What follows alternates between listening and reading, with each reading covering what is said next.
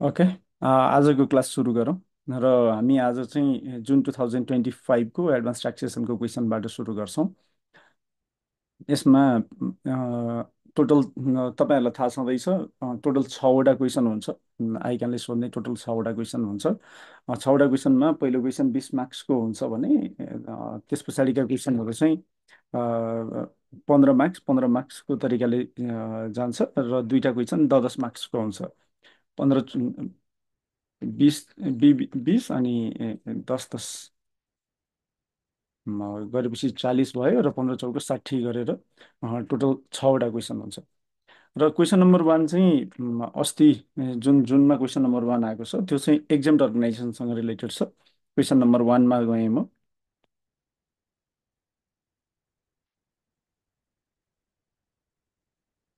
Question number 1मा गएँ म। Question number 1 चाहिँ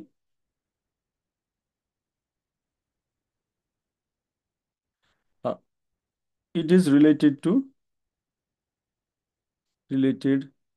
अलिकति है, मोटो भएन, फेरि मोटो भयो, फेरि मोटो भयो, ठिक छ। It is question number 1 is related to exempt अर्गनाइजेसनको इन्कम क्यालकुलेसन। अर्गनाइजेसनको इन्कम क्यालकुलेसन्स, इन्कम क्यालकुलेसन। अब यसमा तपाईँ हामीहरूले विचार गर्नुपर्ने कुरा चाहिँ के हो जस्तो लाग्छ भन्दा,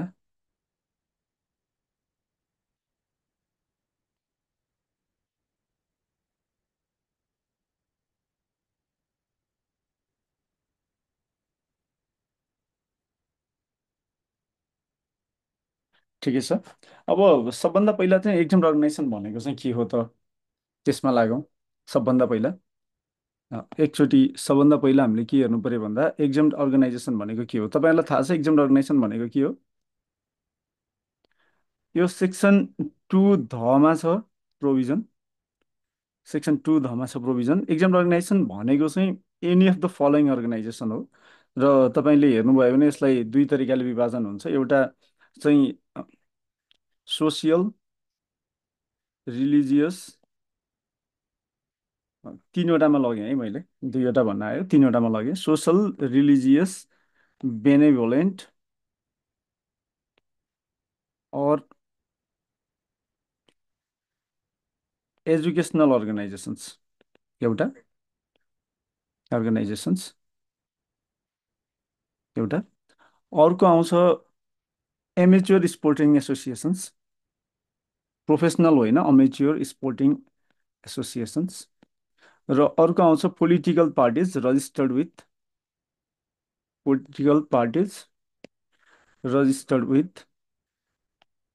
इलेक्सन कमिसन, इलेक्सन कमिसन। यो दुईवटा जुन छ, यो दुईवटाको फर्दर अरू कुरा एकछिनमा म गर्छु, प्रत्येकको आफ्नो क्यारेक्टरिस्टिक्स। यसले चाहिँ having obtained tax exemption certificate from IRD, tax exemption certificate from IRD, from IRD. त्यस पछाडि यसको अर्को दुईवटा सोसल, रिलिजियस, बेनेभोलेन्ट र एजुकेसनल अर्गनाइजेसन्सको चाहिँ अरू दुईवटा क्यारेक्टरिस्टिक्स चाहिन्छ ट्याक्स एक्जम्ट अर्गनाइजेसन हुनको लागि। अरू दुईवटा क्यारेक्टरिस्टिक्स चाहिन्छ। पहिलो क्यारेक्टरिस्टिक्स हो established without profit motive, profit motive हुनु हुँदैन। र दोस्रो क्यारेक्टरिस्टिक्स चाहिँ के हो भन्दा पब्लिक नेचरको हुनुपर्छ, अफ पब्लिक नेचर। दोस्रो क्यारेक्टरिस्टिक्स चाहिँ पब्लिक नेचरको हुनुपर्छ। अब अमेच्योर स्पोर्टिङ एसोसिएसन्सको केसमा हामी गयौँ भने चाहिँ in case of amateur sporting associations, यो हामी अमेच्योर स्पोर्टिङ एसोसिएसनमा जाउँ। अमेच्योर स्पोर्टिङ एसोसिएसनको केसमा चाहिँ without having an aim to distribute profit among its member भन्छ। Having an aim to distribute profit among in among its members भन्छ एउटा भने। अर्को चाहिँ with an objective, established with an objective, established with an objective to promote, to promote social and sports related amenities, related amenities भन्छ। अक्षर बुझिया छ? बुझेको छ सर। ओके। यो स्पोर्ट्स रिलेटेड एम्युनिटिज भन्छ। यो चाहिँ एक्जाम अर्गनाइजेसनको होलिस्टिक डेफिनेसन भयो। अब हामीले यसलाई एउटै स्क्रिनमा राखेर हेऱ्यौँ भने चाहिँ क्लियरली के देखियो भने एउटा चाहिँ having obtained tax exemption certificate from IRD exempt organization हुन सक्ने भयो भने, अर्को चाहिँ यो जुन छ political parties registered with election commission जुन छ, do not require any tax exemption certificate, require any tax exemption certificate. यो त मैले भन्नु पर्दैन होला, त्यही पनि मैले भने होइन, सर्टिफिकेट चाहिँदैन यिनीहरूलाई भने। दुई थरीलाई सोसल रिलिजियस बेलेभेलेन्ट एजुकेसनल अर्गनाइजेसन्सलाई चाहिँ ट्याक्स एक्जम्सन सर्टिफिकेट चाहिन्छ। एमेच्योर स्पोर्टिङ एसोसिएसनलाई चाहिँ ट्याक्स एक्जम्सन सर्टिफिकेट चाहिन्छ। कस्तो अवस्थामा ट्याक्स एक्जम्सन सर्टिफिकेट पाउँछन् त भन्दा चाहिँ the criteria social religious benevolent educational अर्गनाइजेसन्सको केसमा चाहिँ क्राइटेरिया यो हो, establish without profit motive and of public nature हुनुपर्छ भने, एमेचर स्पोर्टिङ एसोसिएसनको केसमा without having an aim to distribute profit among its members हुनुपर्छ र establish with an objective to promote social and sports related amenities हुनुपर्छ। यो चाहिँ fundamental characteristics हो एक्जाम अर्गनाइजेसन हुनको लागि। अब हामी एक्जाम अर्गनाइजेसनमै कुरा गरिरहेछौँ भनिसकेपछि लागौँ कहाँ भन्दा चाहिँ अब यसपछि पनि एउटा केही क्राइटेरिया छ। इनकेस अब कुनै अर्गनाइजेसनले चाहिँ एक्जाम अर्गनाइजेसन हो, in case an organization is an exempt organization, कुनै अर्गनाइजेसन एक्जाम अर्गनाइजेसन हो, exempt organization, in case an organization is an exempt organization एक, and if it provides benefits to its members or any other person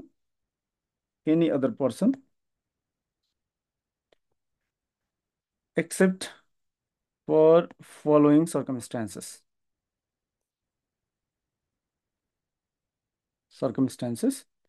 then such amount is taxable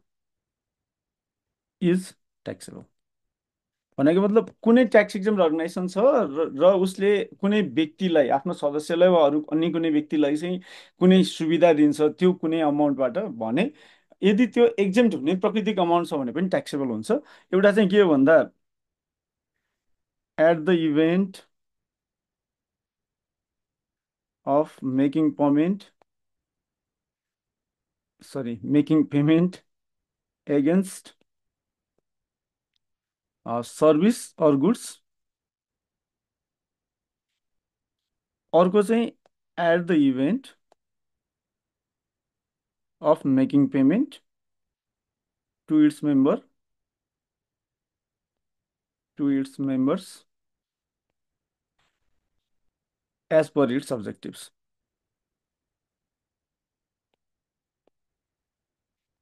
भनेपछि तपाईँले जस्तो हामी जुन 2025को क्वेसनलाई एकचोटि हेऱ्यौँ भने चाहिँ यसले 1 मार्क्सको क्वेसन, मतलब यसमा टोटल 6वटा चाहिँ टेल क्वेसनहरू छन्।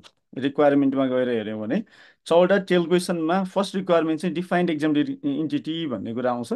भनेपछि डिफाइन्ड एक्जाम इन्टिटी आउँदा चाहिँ तपाईँले यति सबै कुरालाई चाहिँ समेट्न सक्नुभयो भने यहाँ पोइन्ट वाइज बुलेट वाइज छ। अब यसलाई तपाईँले कसरी लेख्नुहुन्छ थाहा छैन, सबै विषयहरूलाई चाहिँ समेट्न सकियो भने त्यस्तो अवस्थामा चाहिँ के हुन्छ भन्दा यो जुन एक्जाम अर्गनाइजेसनको डिफिनेसन 1 मार्क्समा जुन डिफाइन्ड एक्जाम इन्टिटी भनेको छ, एक्जाम इन्टिटीको डिफिनेसन चाहिँ तपाईँले कम्प्लिटली लेख्नुभयो र 1 मार्क्समा 1 मार्क्स सेक्योर गर्नुभयो। भनेपछि यी कुराहरू लेख्नु पऱ्यो एक्जाममा so that you will secure marks. First question हामीले मोरलेस डन गऱ्यौँ। क्वेसन नम्बर 1 को। माथि पढ्न पनि पर्दैन, रिक्वायरमेन्ट मात्रै पढेको भरमा त्यो कुरा चाहिँ आउँछ। अब एक्जाम अर्गनाइजेसनको कस्तो इन्कममा चाहिँ ट्याक्स एक्जम्सन हुन्छ?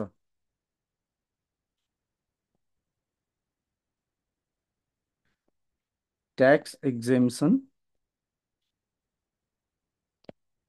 In case of income of exempt organization।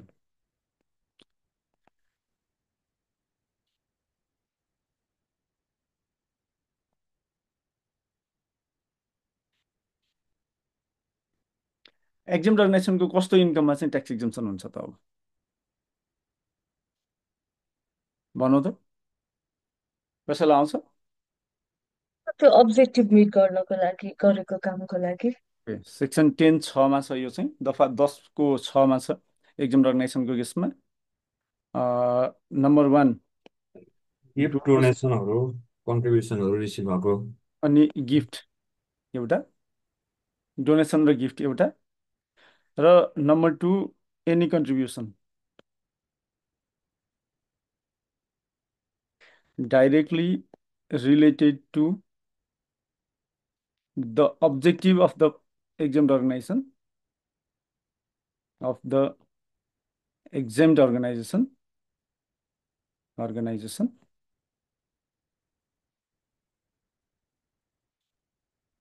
that fulfills following conditions. A, the contribution भनेपछि कन्ट्रिब्युटर हुन्छ। contributors do not obtain or expect any consideration against such contribution।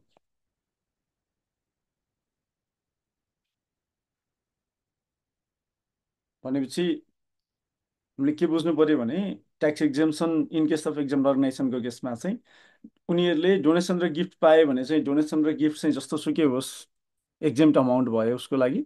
जस्तो सुकै होस्, डोनेसन र गिफ्टमा चाहिँ हामीले धेरै दिमाग नलगाउने भयो। डोनेसन र गिफ्ट चाहिँ जस्तो सुकै भए पनि एक्जेम्ट अमाउन्ट हुने भयो भने in case of any other contribution directly related to the objective of the exam organisation there is a condition. त्यो कन्डिसन के हो भन्दा the contributor does not obtain or expect any consideration against such contribution. भनेपछि यो जुन point number 2 छ, point number 2ले भनेको चाहिँ के हो भन्दा अनरेस्ट्रिक्टेड ग्रान्ट भन्छौँ, जुन हामी एनपिओमा हामीले एनपिओको कुरा पनि गरेका छौँ, नट फर प्रफिट अर्गनाइजेसन्सको कुरा। अनरेस्ट्रिक्टेड ग्रान्टहरू चाहिँ ट्याक्स एक्जेम्ट हो। रेस्ट्रिक्टेड ग्रान्ट यदि कुनै छ भने रेस्ट्रिक्टेड ग्रान्टहरू चाहिँ ट्याक्स एक्जेम्ट होइन, एक्जेम्ट अमाउन्ट होइन भन्ने कुरालाई चाहिँ दिमागमा राखौँ र यो रिजनले गर्दा होइन भन्ने तरिकाले चाहिँ यहाँ क्लियर हौँ जस्तो मलाई लाग्छ। भनेपछि ट्याक्स एक्जेम्ट अर्गनाइजेसनको यो चाहिँ फन्डामेन्टल र अरूलाई लाग्ने भन्दा फरक प्रोभिजनहरू चाहिँ ट्याक्स एक्जेम्ट अर्गनाइजेसनको केसमा यो हो। अब ट्याक्स क्यालकुलेसन गर भनेर भन्छ भने त्यस्तो अवस्थामा के हुन्छ भन्दा अब हामी जाउँ ट्याक्स क्यालकुलेसनको फन्डामेन्टल, बिजनेसको फन्डामेन्टल ट्याक्स क्यालकुलेसनमा कहाँ कहाँ के इम्प्याक्ट पर्छ भन्ने विषयमा पहिला गफ गरौँ है। यो अहिलेसम्म हामीले ट्याक्स एक्जेम्टको एडिसनल कुरा मात्रै डिस्कसन गऱ्यौँ। ट्याक्स एक्जेम्ट अर्गनाइजेसन्सको एडिसनल कुराहरू डिस्कसन गऱ्यौँ। यो एडिसनल कुरा चाहिँ के हो भन्दा ट्याक्स एक्जेम्ट अर्गनाइजेसनलाई मात्रै लाग्ने कुरा हो भने अरू सबै अर्गनाइजेसनलाई लाग्ने कुराहरू हुन्छन्। तपाईँहरूलाई रिक्याप गरौँ। के चाहिँ रिक्याप गरौँ भने चाहिँ सबभन्दा पहिला ट्याक्स कसलाई लाग्छ? इन्कम ट्याक्स कसलाई लाग्छ? कसलाई लाग्छ? केमा लाग्छ? कसलाई लाग्छ? केमा लाग्छ? कहिले लाग्छ? कसरी लाग्छ? यस्ता प्रश्नहरू छन् होइन? Principally tax applicability of income tax चाहिँ के हो त, त्यसमा जाउँ। एकदम छोटोमा हामी कुरा गर्छौँ यस्ता विषयहरू। एप्लिकेबिलिटी अफ इन्कम ट्याक्स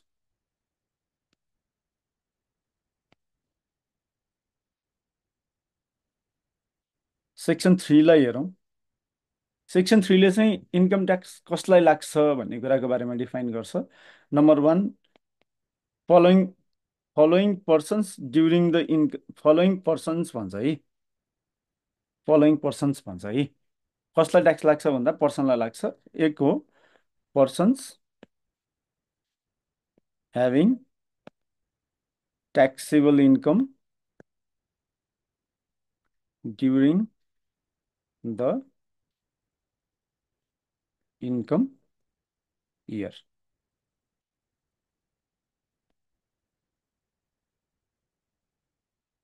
पर्सन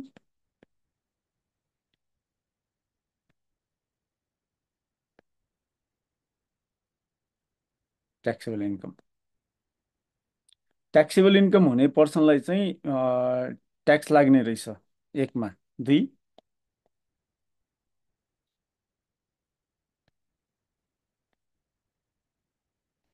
दुई, foreign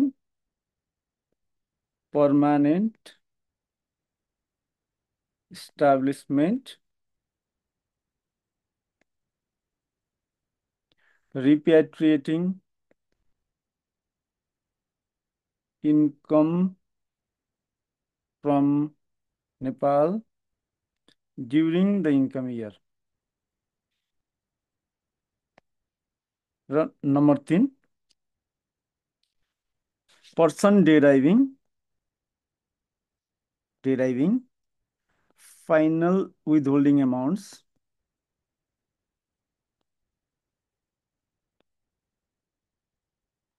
during the income year.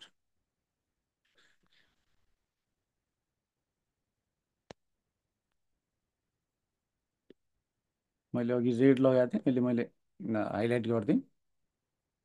भनेपछि यो 3 थरी व्यक्तिहरूलाई यो 3वटा कन्डिसन मध्ये कुनै एउटा कन्डिसन मिट भयो भने,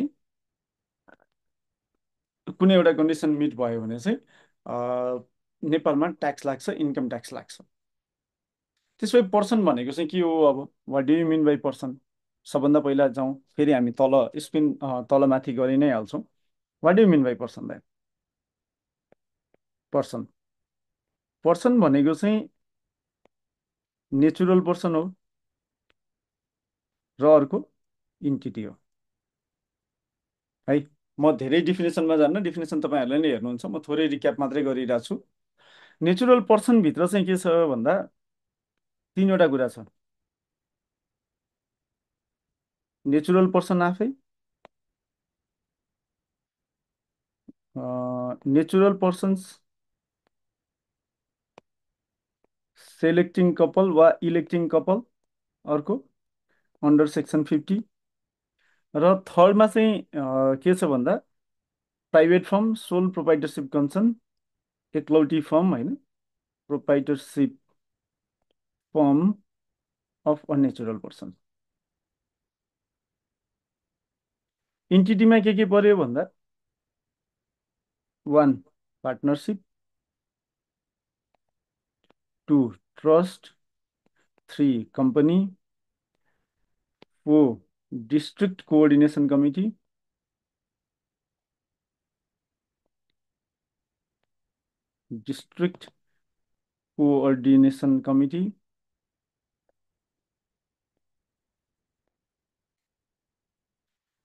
5 government of Nepal, 6 provincial government, 7 local level, 8 entity of foreign government or state or local government of such foreign government। म यता गएँ यसमा 9 entity established under treaty, established under treaty र 10 foreign permanent establishment। यो चाहिँ पर्सनको डेफिनेसनभित्र पर्छ, जुन तपाईँहरूलाई पहिला नै थाहा छ, तपाईँहरू क्लियर हुनुहुन्छ यो विषयमा। म यसमा ढुक्क छु। पर्सनको डेफिनेसनमा मैले फर्दर इलाबोरेट गर्नु पर्दैन, तर केही कुरा चाहिँ म सर भनिदिन्छु। एउटा तपाईँ हामी जस्तो मान्छेहरू नेचुरल पर्सनहरू चाहिँ पर्सन हुने भयो, अरूको चाहिँ कपाल सिलेक्सन गऱ्यो भने पर्सन हुने भइयो। अब कपाल सिलेक्सनको बारेमा पनि थोरै म रिक्यापमा जान्छु, जुन तपाईँहरूले पहिले पढ्नु भएको छ वा मेम्बरसिपको एक्जाम दिने र कहिले पढ्नु भएको छैन भने चाहिँ यो रिक्याप होइन, नयाँ हुन्छ। कपाल सिलेक्सनको विषयमा चाहिँ के हो भन्दा दफा 50 छ आयकर ऐनको, दफा 50। दफा 50ले के भन्छ भन्दा चाहिँ resident natural person and his her resident spouse. हेर्नु है त, कसले पाउने रहेछ कपाल सिलेक्सन गर्न भने चाहिँ यो प्रोभिजन हो। यो resident natural person and his her resident स्पाउसले पाउँछ by making joint application in writing. Joint application in writing, in writing. Joint application in राइटिङमा भइसकेपछि मात्रै पाइन्छ दोस्रो, by making joint application in writing. Can select as couple per an income year. 1 2 3। कुनै बासिन्दा प्राकृतिक व्यक्ति र उसको श्रीमान वा श्रीमती जो बासिन्दा हुन्छ उसले making joint application in writing भनेपछि लिखित रूपमा नै एप्लिकेसन दिएर सेलेक्ट गर्न पाइन्छ, कपाल सेलेक्ट गर्न पाइन्छ कुनै इन्कम इयरको लागि। भनेको मतलब म यो वर्ष कपाल सेलेक्ट गरेँ भने अर्को वर्ष कपाल सेलेक्ट हुन्छ र अर्को कपाल सेलेक्सन इज अप्सनल। यसको अर्थ के आउँछ भन्दा कपाल सेलेक्सन इज अप्सनल। बिहे भएको छ भन्ने information हुँदैमा,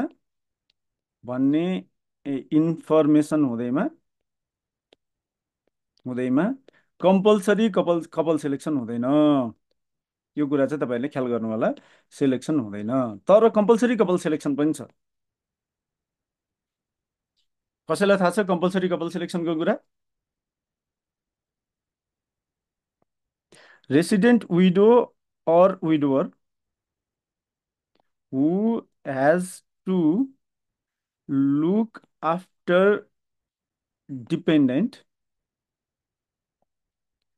shall must opt as couple. There is compulsory couple selection, resident widow or widower who has to look after the dependent. अब यो डिपेन्डेन्ट भनेको चाहिँ के हो भन्ने कुरा चाहिँ we don't know, income tax एक्टले डिफाइन गर्दैन। यसको लागि चाहिँ हामीले नर्मल प्रोभिजनहरू, नर्मल गफहरू गर्नुपर्ने हुन्छ। इन्कम ट्याक्स एक्टले चाहिँ what do you mean by dependent भन्ने कुरालाई चाहिँ क्लियर गराएको छैन। अब कपाल सिलेक्सनको इफेक्ट अफ कपाल सिलेक्सन चाहिँ के हो भन्दा effect of couple selection, couple selection effect of couple selection चाहिँ के हो भने द कपाल spouses are jointly and severally responsible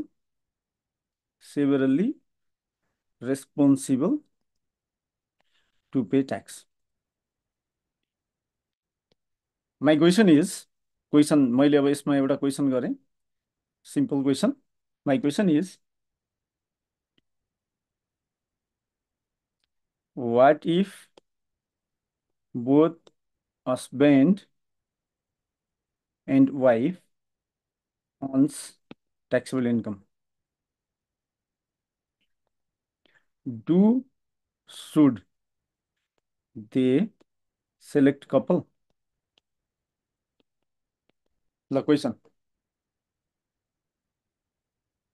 कसैले एन्सर दिनुहुन्छ?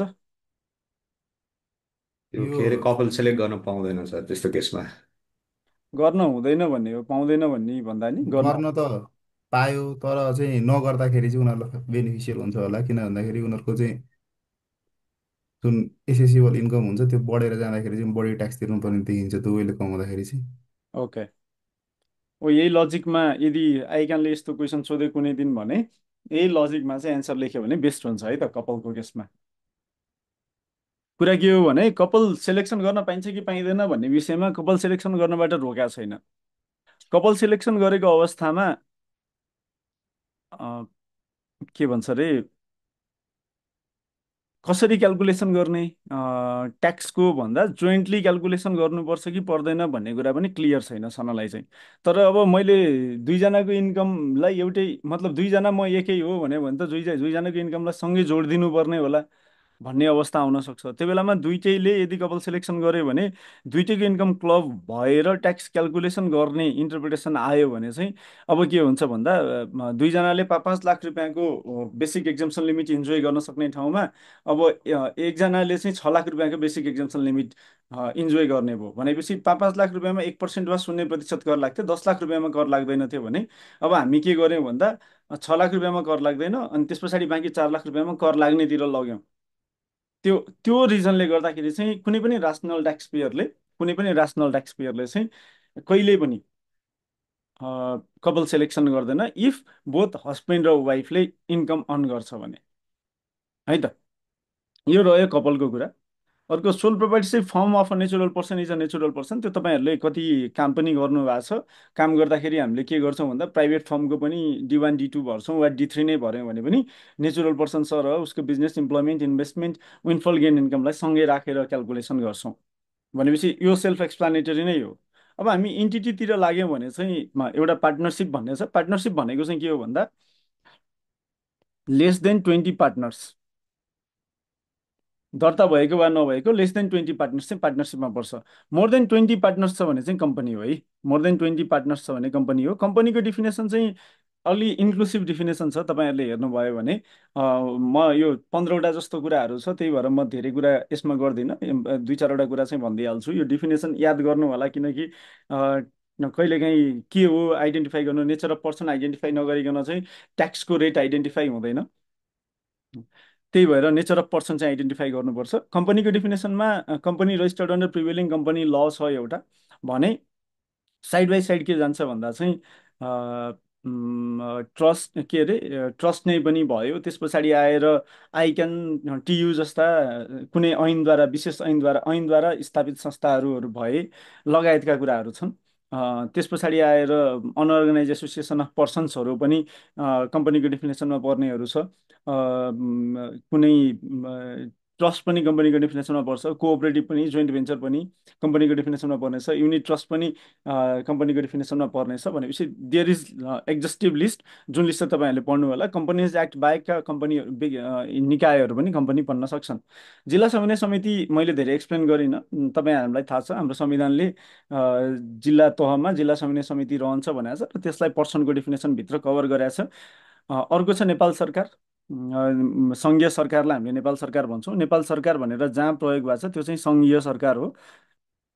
अहिले केपी ओली प्रधानमन्त्री भएको सरकार चाहिँ नेपाल सरकार हो।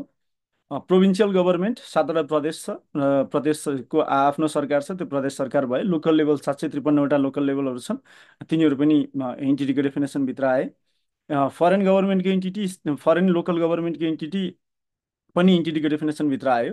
त्यसपछि कुनै ट्रिटीबाट कुनै इन्टिटी इस्टाब्लिस हुन्छ भने त्यो पनि इन्टिटीको डेफिनेसनमा हो। For example United Nations Organisation होला, वर्ल्ड हेल्थ अर्गनाइजेसन होला, त्यस पछाडि आएर आइएमएफ होला, एडिबी होला, वर्ल्ड ब्याङ्क होला, सार्क होला, बिम्स्टेक होला, यस्ता धेरै छन् जुन चाहिँ सन्धि वा सम्झौताद्वारा स्थापना भएका छन्। ती पनि इन्टिटी नै हुन्, कुनै एउटा देशको कानुन होइन, इन्टरनेसनल लबाट भएको पनि भयो भने। अर्को फरेन पर्मानेन्ट इस्टाब्लिसमेन्ट छ जसको बारेमा चाहिँ हामी पछि चर्चा गर्ने नै छौँ।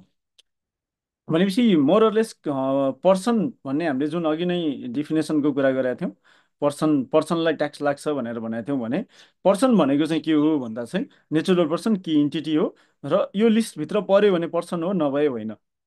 भनेपछि सबभन्दा पहिला यदि कुनै व्यक्ति चाहिँ व्यक्तिको परिभाषाभित्र पर्दैन भने if some unit does not fall under the definition of person, then what we have to say is that particular unit is not subject to taxation. व्यक्तिको परिभाषाभित्र पर्यो भने मात्रै सब्जेक्ट टु ट्याक्सेसन हुन्छ। मैले एकछिन ब्रेक लिएँ।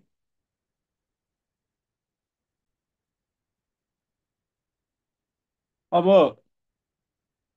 ट्याक्सेबल इन्कम भनेको चाहिँ के हो त्यसो भए? कसैले मलाई भन्न सक्छ ट्याक्सेबल इन्कम भनेको के हो?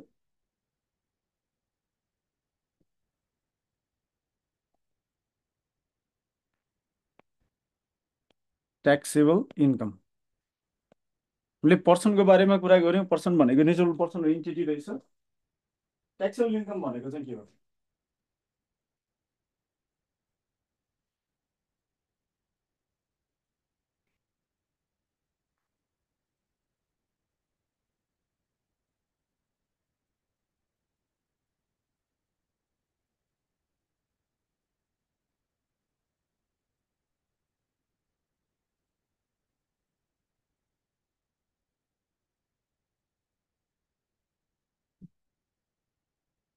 कसैले भन्न सक्छ?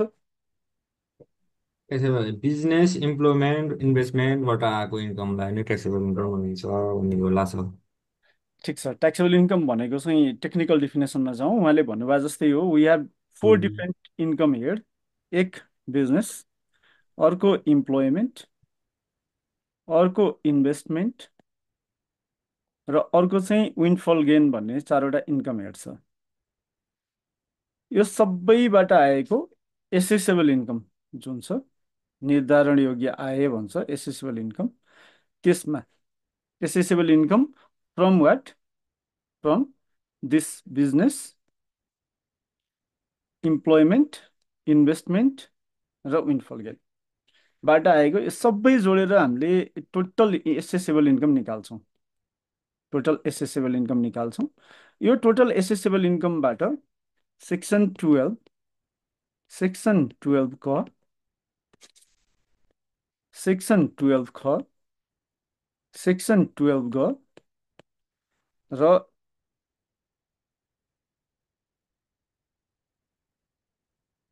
सेक्सन 63 अनुसार, भनेपछि यो donation gift to tax exempt organization हो। 12 क भनेको चाहिँ यो डोनेसन भन्दा पनि एक्सपेन्डिचर हो फर स्पोर्ट्सको इन्फ्रास्ट्रक्चर वा हेरिटेज प्रमोसन भन्छ। मैले स्पोर्ट इन्फ्रा मात्रै लेखेँ। 12 ख भनेको राष्ट्रिय पुनर्निर्माण कोष, नेसनल रिकन्स्ट्रक्सन फन्ड वा प्रधानमन्त्री दैविक प्रकोप उद्धार कोषको कुरा हो। प्रधानमन्त्री दैविक दुईटा छ यसमा। 12 क भनेको स्टार्टअपमा गरेको इन्भेस्टमेन्ट हो। यो चाहिँ यो खर्च होइन, यो चाहिँ इन्भेस्टमेन्ट हो, स्टार्टअपमा गरेको इन्भेस्टमेन्ट। र यो भनेको चाहिँ रिटायरमेन्ट कन्ट्रिब्युसन हो। रिटायरमेन्ट कन्ट्रिब्युसन हो भनेपछि हामीहरूको केसमा नेपालमा 5 थरी कुराहरूलाई चाहिँ एसेसेबल इन्कमबाट घटाउन पाइन्छ। र यो 5वटा घटाइसकेपछि जे आउँछ हामी त्यसलाई ट्याक्सेबल इन्कम भन्छौँ। हामी यसलाई के भन्छौँ? ट्याक्सेबल इन्कम भन्छौँ। भनिसकेपछि ट्याक्सेबल इन्कम भनेको चाहिँ फन्डामेन्टल्ली एसेसेबल इन्कमबाट 5वटा आइटमलाई डिडक्सन गर्ने काम हो। ट्याक्सेबल इन्कमको कम्पिटेसन भनेको चाहिँ एसेसेबल इन्कमको कम्पिटेसन पहिल्यै भइसकेको हुन्छ। त्यस्तै एसेसेबल इन्कमको कम्पिटिसनबाट 5वटा आइटमलाई हामीले यदि घटायौँ भने चाहिँ हामी एसेसेबल इन्कममा प्रवेश गर्छौँ है। एसेसेबल इन्कममा प्रवेश गर्छौँ भनेपछि ट्याक्सेबल इन्कम भनेको चाहिँ ट्याक्सेबल इन्कममा प्रवेश गर्छौँ र ट्याक्सेबल इन्कममा ट्याक्स लाग्छ। मेन चाहिँ त्यही नै हो। अब ट्याक्सेबल इन्कम भनिसकेपछि चाहिँ एसेसेबल इन्कम भनेको चाहिँ के हो त? अब त्यसो भए भन्ने कुरामा छौँ। टेक्निकली एसेसेबल इन्कम भनेको के हो? एसेसेबल इन्कम एसेसेबल इन्कम भनेको चाहिँ के हो भन्दा, अब एसेसेबल इन्कमले दुईवटा कुरा डेराइभ गर्छ। हेर्नुहोस् है, एउटा रेसिडेन्ट पर्सनको केसमा भन्छ, अर्को नन रेसिडेन्ट पर्सनको केसमा भन्छ। रेसिडेन्ट पर्सन, अर्को नन रेसिडेन्ट पर्सनको केसमा भन्छ एसेसेबल इन्कमको डेफिनेसन हेऱ्यौँ भने। अनि अर्को के भन्छ भन्दा चाहिँ एसेसेबल इन्कममा इन्क्लुड हुँदैन भन्छ। के चाहिँ इन्क्लुड हुँदैन भन्दा, सेक्सन 11 वा सेक्सन 64 अन्तर्गत छुट दिएका रकमहरू चाहिँ कुनै आउँछ भने, यदि if any amount is exempt under section 11 or section 64, त्यस्तो amount should not be included as part of assessable income भन्छ। एउटा रेसिडेन्ट पर्सनको लागि भन्छ, अर्को नन रेसिडेन्टको लागि भन्छ, र अर्को चाहिँ दफा 11 वा दफा 64ले चाहिँ कुनै रकमलाई छुट दिएको छ भने त्यो एसेसेबल इन्कमको अङ्ग बन्दैन भनेर भन्छ है। भनेपछि एसेसेबल इन्कम कम्प्युट गर्दाखेरि यो कुरा चाहिँ ध्यान दिनु पर्यो। रेसिडेन्ट पर्सनको केसमा चाहिँ त्यही अघिकै बिजनेस, इम्प्लोइमेन्ट, इन्भेस्टमेन्ट र विन्डफल गेन इन्कम हो। नन रेसिडेन्ट पर्सनको केसमा पनि अघिकै बिजनेस, इम्प्लोइमेन्ट, इन्भेस्टमेन्ट र विन्डफल गेन इन्कम हो। तर यो केसमा चाहिँ के हो भन्दा, रेसिडेन्ट पर्सनको केसमा चाहिँ वर्ल्ड वाइड इन्कम हो। Regardless of source of income भन्छ, regardless of source of income भन्छ। आयको स्रोत जहाँसुकै भए पनि व्यवसाय रेसिडेन्ट पर्सनले डेराइभ गरेको व्यवसाय, रोजगारी, लगानी र विन्डफल गेन आकस्मिक लाभको आम्दानी चाहिँ एसेसेबल इन्कम हो भन्छ, computed under this act, under income tax act 2058। यो केसमा चाहिँ these income having source in Nepal, income having source in Nepal, source in Nepal. अब यसमा के हेर्नुपर्छ भन्दा चाहिँ फेरि यो पनि के हुन्छ भन्दा इन्कम ट्याक्सको विभिन्न दफा अनुसार computed under income tax act 2058 हो। तर के चाहिँ एसेसेबल इन्कममा इन्क्लुड हुँदैन भन्दा if any amount is exempt under section 11 or section 64 त्यो चाहिँ त्यो एसेसेबल इन्कममा इन्क्लुड हुँदैन। सेक्सन 11 अनुसार एक्जेम्सन भन्ने चाहिँ धेरै छैन, जम्मा दुईटा छ। एउटा नेचुरल पर्सनको कृषि आम्दानी चाहिँ एक्जेम्सन छ, एउटा मैले पछि पनि हामी सेक्सन 11 को बारेमा कतै डिस्कसन गर्छौँ, कुनै दिनमा क्वेसन आउँछ, क्वेसन नम्बर 1 आइ नै हाल्छ, वा यही क्वेसन सल्भ गर्दा पनि काहीँ न काहीँ त्यो पोइन्ट आउँछ। आइसकेपछि हामी कुरा गर्छौँ सेक्सन 11 को बारेमा, टाइप बिजनेस कन्सेसन र फेसिलिटिजको बारेमा। आज चाहिँ मैले दुईवटा कुरा भने, यो एसेसेबल इन्कमसँग रिलेटेड भयो। एक्जेम्ट अन्डर सेक्सन 11 दुईवटा कुरा है। एक्जेम्ट अन्डर सेक्सन 11 एउटा agriculture income of a natural person, income of a natural person without registering a form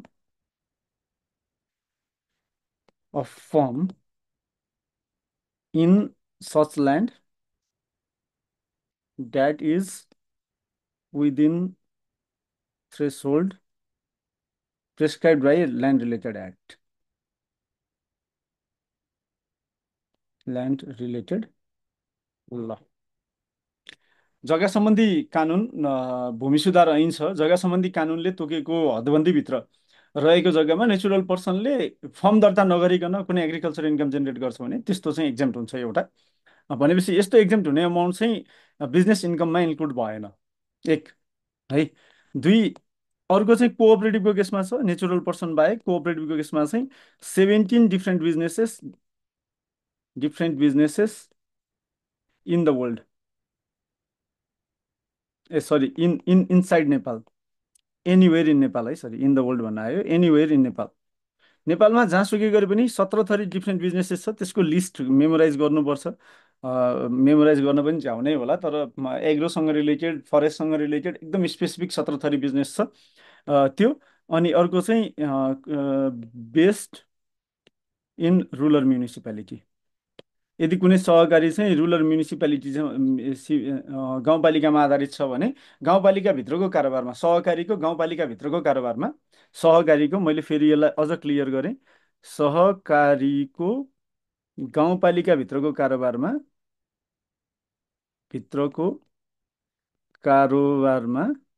आयकर लाग्दैन।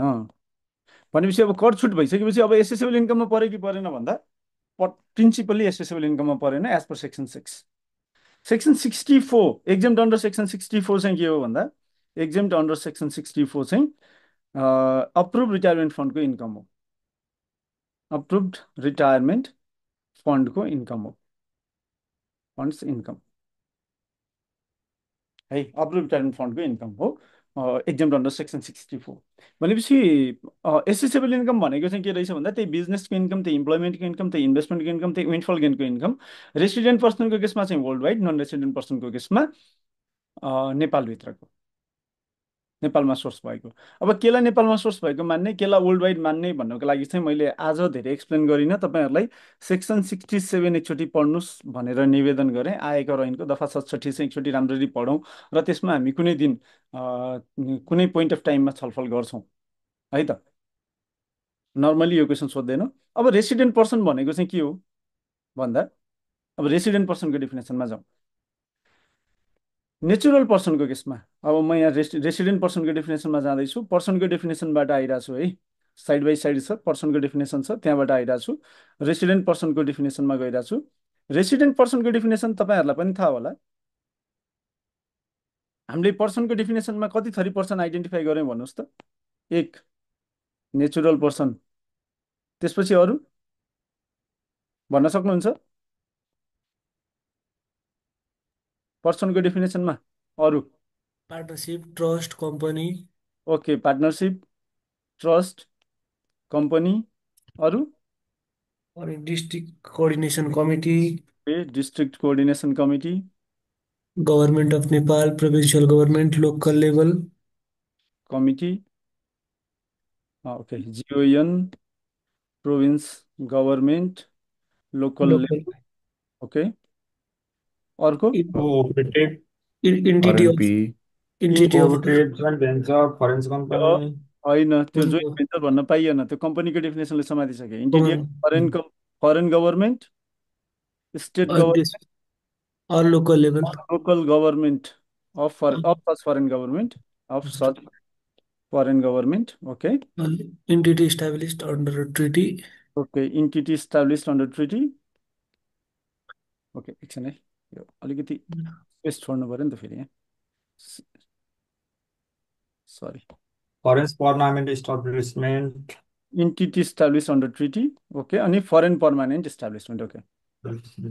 यति हो कम्प्लिट? हो सर। ओके, 8 फरेन, स्पेलिङ पनि डक्टरले लेखे जस्तो भएको छ, बुझ्नु त बुझिएला। FOREIGN, पर्मानेन्ट इस्टाब्लिसमेन्ट भनेपछि पर्सनको डेफिनेसनमा लगभग यिनै विषयहरू हुन् है। अलिकति सानो बनाएँ मैले अब यसलाई थोरै, किनकि एउटा स्क्रिनमा पार्नको लागि। नेचुरल पर्सन हो, पार्टनरसिप हो, ट्रस्ट हो, कम्पनी हो, जिल्ला समन्वय समिति हो, नेपाल सरकार हो, प्रदेश सरकार हो, लोकल लेभल हो, इन्टिटी अफ फरेन गभर्मेन्ट हो, state government of local or is local government of such foreign government हो, इन्टिटी इस्टाब्लिस अन्डर ट्रिटी हो, र फरेन पर्मानेन्ट इस्टाब्लिसमेन्ट हो। हामीले यता हेऱ्यौँ भने ठ्याक्कै यही देखिन्छ, हेर्नु त। Natural person, partnership, trust company, district coordination committee, government of Nepal, provincial government, local level, entity of foreign government, entity establish under treaty र फरेन पर्मानेन्ट इस्टाब्लिसमेन्टै आउँछ। अब यी प्रत्येकको लागि सेपरेट क्राइटेरिया हेर्नु पऱ्यो। रेसिडेन्ट हुनको लागि प्रत्येकको लागि सेपरेट क्राइटेरिया हेर्नु पऱ्यो। नेचुरल पर्सनको केसमा तिनवटा मध्ये कुनै एउटा कन्डिसन, तिनवटा मध्ये कुनै एउटा कन्डिसन है। कन्डिसन नम्बर 1, तिनवटा मध्ये कुनै एउटा भने है मैले। Condition number 1, habitual or normal place of abode is in Nepal. Habitual or normal place of abode is in Nepal. यो भनेको चाहिँ के हो भन्दा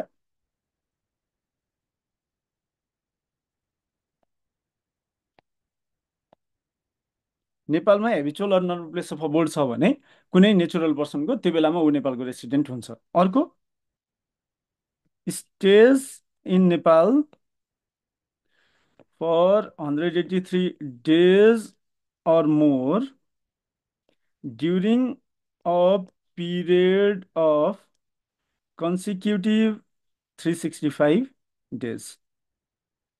consecutive 365 days मध्ये 183 कुनै पनि consecutive 365 दिनमा यदि 183 दिन वा त्योभन्दा बढी नेपालमा बस्छ भने ऊ नेपालको रेसिडेन्ट हो। उयो consecutive 365 days भनेको चाहिँ के हो भन्दा consecutive 365 days, consecutive 365 days is income year। यो केले भनेको भन्दा इन्कम ट्याक्स डाइरेक्टिभले भनेको, हामी यसैलाई एक्जाम पर्पजका लागि चाहिँ हामी इन्कम ट्याक्स डाइरेक्टिभले गरेको डिफिनेसन जुन छ त्यसैलाई नै लिन्छौँ। भनेपछि if a natural person stays in Nepal for 183 days or more in an income year, ऊ नेपालमा रेसिडेन्ट हुन्छ। कुनै इन्कम इयरमा 183 दिन वा त्योभन्दा 83 दिनभन्दा कम नेपालमा बस्यो भने चाहिँ ऊ नेपालमा रेसिडेन्ट भएन। थर्ड चाहिँ employee of G O N, employee of G O N deputed by G O N in foreign country. यदि कुनै नेचुरल पर्सन चाहिँ नेपाल सरकारको कर्मचारी हो र ऊ deputed by G O N in foreign country हो भने त्यस्तो अवस्थामा पनि ऊ नेपालको रेसिडेन्ट भयो। तिनवटा मध्ये कुनै एउटा कन्डिसन सेटिस्फाई भयो भने। Partnership always resident. Partnership form नेपालमा कसैले पार्टनरसिप गर्छ भने वेदर रजिस्टर्ड अर नट त्यो रेसिडेन्ट हो। District coordination committee local level always resident, Nepal सरकार प्रदेश सरकार always resident, establish under treaty always resident, foreign permanent establishment always resident, सधैँभरि रेसिडेन्ट कन्डिसनै छैन। ट्रस्टको लागि तिनवटा कन्डिसन छ। ट्रस्ट इस्टाब्लिस्ड इन नेपाल, नेपालमा इस्टाब्लिस भएको ट्रस्ट, ट्रस्टी आर रेसिडेन्ट, दोस्रो नेपालमा इस्टाब्लिस भएको छैन भने ट्रस्टी रेसिडेन्ट भए हुन्छ, अर तिनवटा मध्ये कुनै एउटा भने मैले, or is controlled by trustee directly or indirectly through one or more interpose entity who are resident of Nepal. Control नेपालमा रेसिडेन्ट भयो। मैले यसलाई धेरै एक्सप्लेन गरिनँ, तपाईँहरूले आफैले पढ्नु होला। कम्पनीको केसमा दुईवटा छ। कम्पनीको केसमा बुझ्नु भएन भने सोध्न सक्नुहुन्छ, त्यसमा समस्या छैन। कम्पनीको केसमा दुईवटा छ। Number one, incorporated under prevailing law of Nepal, prevailing law of Nepal, यसमा त केही टेन्सनै छैन। सेकेन्ड चाहिँ के हो भन्दा, सेकेन्ड चाहिँ effective management in Nepal during the income year, management in Nepal during the income year, the income year. मैले भनिहालेँ, जिल्ला समन्वय समिति, नेपाल सरकार, प्रदेश सरकार, स्थानीय तह जहिले पनि रेसिडेन्ट हो। इन्टिटी अफ फरेन गभर्मेन्टको केसमा दुईवटा छ। फेरि इस्टाब्लिस्ड, अघि इन्कर्पोरेटेड थियो कम्पनीको केसमा, यो र यो लगभग एउटै कन्डिसन हो है, 4 र 6 को। Established under prevailing law of Nepal, prevailing law of Nepal. अर्को चाहिँ effective management in Nepal during the income year, effective management in Nepal during the income year. भनेपछि रेसिडेन्टको ओभरअल आइडिया चाहिँ के हो भन्दा, नेचुरल पर्सनको रेसिडेन्टको डेफिनेसन पढ्नु पऱ्यो, ट्रस्टको पढ्नु पऱ्यो, कम्पनीको पढ्नु पऱ्यो, इन्टिटी अफ, यति तिनवटाको पढिसकेपछि बाँकी सबैको कभर भयो, सबैको। किनकि अरू बाँकी रेसिडुअल हो। कम्पनीको र entity of foreign government, state government of local government of or local government of such foreign गभर्मेन्टको केसमा पनि कम्पनीको सरह नै छ। भनेपछि यति जानिसकेपछि लगभग बाँकी सबै कभर भयो। अब यसमा तपाईँहरूले इफेक्टिभ म्यानेजमेन्ट भनेको के हो भन्ने कुरामा चाहिँ अलिकति विवाद हुनसक्छ। इफेक्टिभ म्यानेजमेन्ट भनेको चाहिँ, इफेक्टिभ म्यानेजमेन्टको डिफिनेसन इन्कम ट्याक्स एक्टमा छैन, तर नर्मली इफेक्टिभ म्यानेजमेन्ट भनेको चाहिँ हेड एन्ड ब्रेनको कुरा आउँछ। इन्डियाले हेड एन्ड ब्रेन भन्छ, अरूले पनि त्यही नै भन्छन्। मेजर एक्जिक्युटिभ डिसिजन कहाँ बसेर हुन्छ, कहाँबाट एक्जिक्युसन हुन्छ भन्ने कुरा चाहिँ हेर्ने हो है त।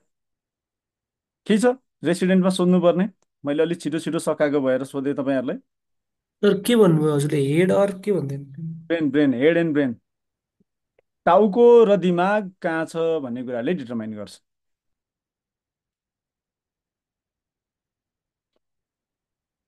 है त। भनेपछि हामीले एसेसेबल इन्कम भनेको के हो भन्ने विषयमा पनि हल्का जानकारी लियौँ। अब एसेसेबल इन्कम फ्रम बिजनेस भन्ने कुरा आउँछ। अब के आउँछ अरे, सरी, यो एसेसेबल इन्कम सकिएपछि अर्को पोइन्टमा जान्छु म। त्यहाँ person having taxable income during the income year भन्ने थियो। तपाईँले माथि गएर हेऱ्यौँ भने हामी person having taxable income during the income year भन्ने थियो। अब इन्कम इयर भनेको चाहिँ के हो? कसैले भन्न सक्छ मलाई इन्कम इयर भनेको के हो? इन्कम इयर फर्स्ट साउन्डदेखि 31 असाड, असाढी एन्ड। कुनै वर्षको श्रावण 1 गतेदेखि अर्को वर्षको असार मसान्तसम्मको अवधि हो। अवधि जेनरली कुनै वर्षको साउन 1 गतेदेखि अर्को वर्षको असार मसान्तसम्मको अवधि चाहिँ हामीले इन्कम इयर मान्छौँ। हाम्रोमा प्रिभियस इयर वा एसेसमेन्ट इयर भन्ने कन्सेप्ट छैन। हामी अघिल्लो इन्कम इयर, यो वर्षको इन्कम इयर भन्छौँ। र कुनै वर्षको साउन 1 गतेदेखि अर्को वर्षको असार मसान्तसम्म चाहिँ हाम्रो इन्कम इयर हो। देयर इज एक्सेप्सन दो। एक्सेप्सन के छ भन्दा, सेक्सन 57 एप्लाई भयो, अप्लाई भयो भने दफा 57 अप्लाई भएको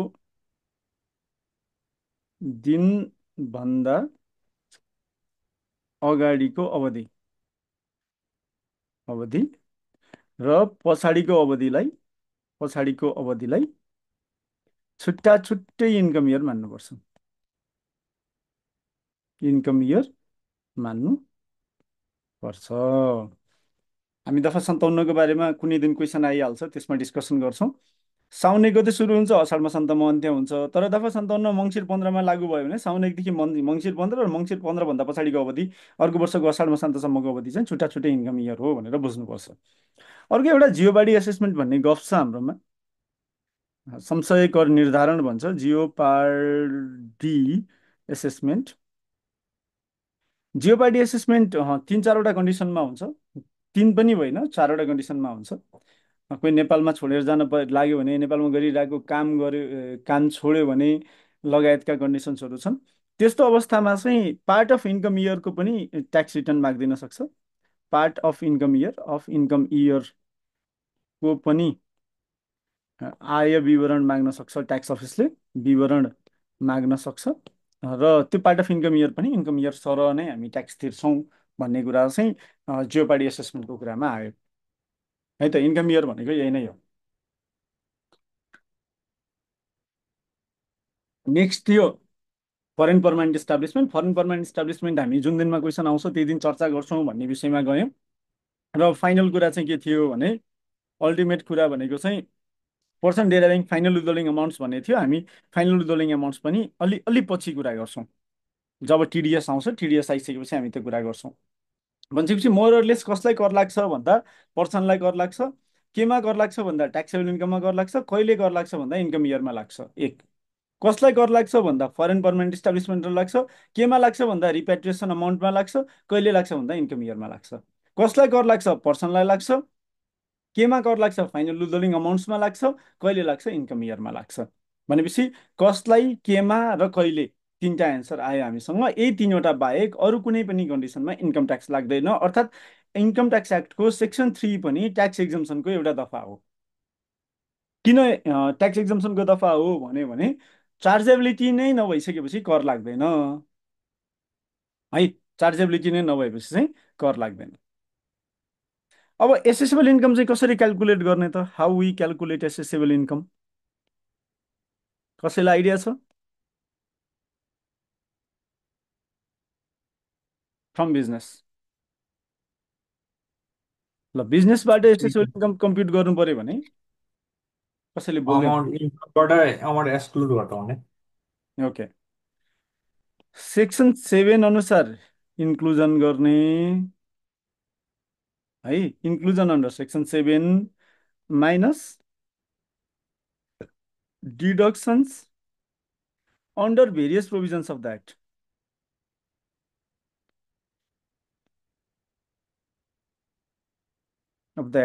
यो गरेर जे अमाउन्ट आउँछ त्यसलाई हामीले एसेसेबल इन्कम फ्रम बिजनेस भन्छौँ। वा यो भनेको चाहिँ के हो? हामीले अदरवाइज अकाउन्टिङमा भए चाहिँ बिजनेस प्रफिट भन्थ्यौँ अर लस भन्थ्यौँ भने अब हामी assessable income or assessable loss भन्छौँ। भनेपछि एसेसेबल इन्कम फ्रम बिजनेस भनेको के भन्दा इन्क्लुजन्स माइनस डिडक्सन्स हो है त। इन्क्लुजन्स माइनस डिडक्सन्स हो। हामीले अघि नै पनि कुरा गरिसक्यौँ, इन्कमको हेड कतिवटा हुन्छ अरे? 4वटा। बिजनेस, इम्प्लोइमेन्ट, इन्भेस्टमेन्ट र इनफल गेन। र हामी प्रत्येकको लागि सेपरेट एसेसेबल इन्कम कम्प्युट गर्छौँ। एकै ठाउँमा जोडेर होइन कि सेपरेट एसेसेबल इन्कम कम्प्युट गर्छौँ।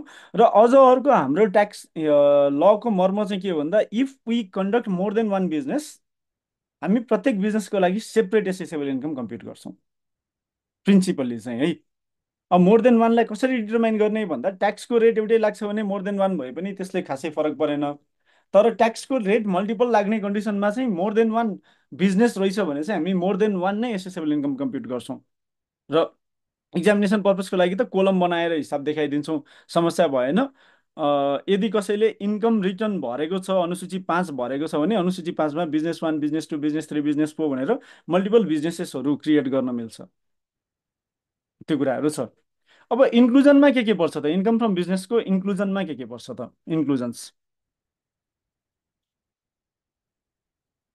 इन्क्लुजन्समा के पर्छ? इन्कम के हो त? एउटा हुन्छ service income, service pay. Service fee. अर्को ट्रेडिङ हजुर। Service fee okay. Service fee tax income treatment के हुन्छ भन्नु त, कसैले भन्न सक्छ?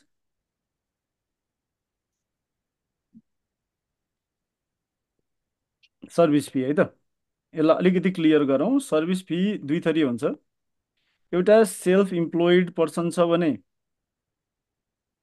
एक थरी हुन्छ, अर्को इम्प्लोइड पर्सन छ भने अर्को थरी हुन्छ। सेल्फ इम्प्लोइड छ भने बिजनेस इन्कम हो, इम्प्लोइड पर्सन छ भने इम्प्लोइमेन्ट इन्कम हो। कसैले कोही मान्छे चाहिँ जागिर खान्छ भने त्यही सर्भिस फी हो, इम्प्लोइमेन्ट इन्कम हो। कोही मान्छे जागिर खाँदैन, होइन म त इन्डिपेन्डेन्टली काम गर्छु, इन्डिपेन्डेन्ट सर्भिस बिजनेस दिन्छु भने त्यही मान्छे हो, एउटै मान्छे हो, काम गर्ने तरिका मात्रै फरक हो, डिफ्रेन्ट लले गभर्न गर्छ, त्यति मात्रै फरक हो। एउटाको लागि चाहिँ बिजनेस इन्कम हुन्छ, अर्को लागि इम्प्लोइमेन्ट इन्कम हुन्छ। बिजनेससँग रिलेटेड सर्भिस फी बिजनेस इन्कममा इन्क्लुड भयो, number one. Number two, disposal of trading stock, amount received from disposal of trading stock है। अमाउन्ट रिसिभ्ड यो भनेको के हो? यो भनेको चलन चल्तीको भाषाको सेल्स हो। क्लोजिङ स्टकलाई के गर्ने भन्दा हामी cost of trading stock calculate गर्दा एडजस्ट गर्छौँ। डिस्पोजल अफ ट्रेडिङ स्टकबाट यदि कुनै अमाउन्ट रिसिभ हुन्छ भने त्यस्तो अमाउन्ट पनि बिजनेस इन्कममा इन्क्लुड हुन्छ। दोस्रो पोइन्ट। तेस्रो, net gain on disposal of business asset or business liability. Net gain on disposal of business asset or business liability अर्को आयो। Number 4, gain on disposal of depreciable asset calculated under dot dot dot. Depreciable एसेटको डिस्पोजलमा कुनै gain भयो भने त्यो पनि आयो।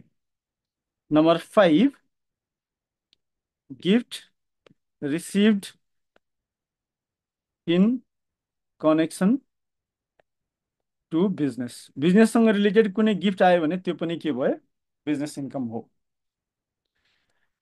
Number 6, any amount received, any amount received as a result of accepting business restrictions.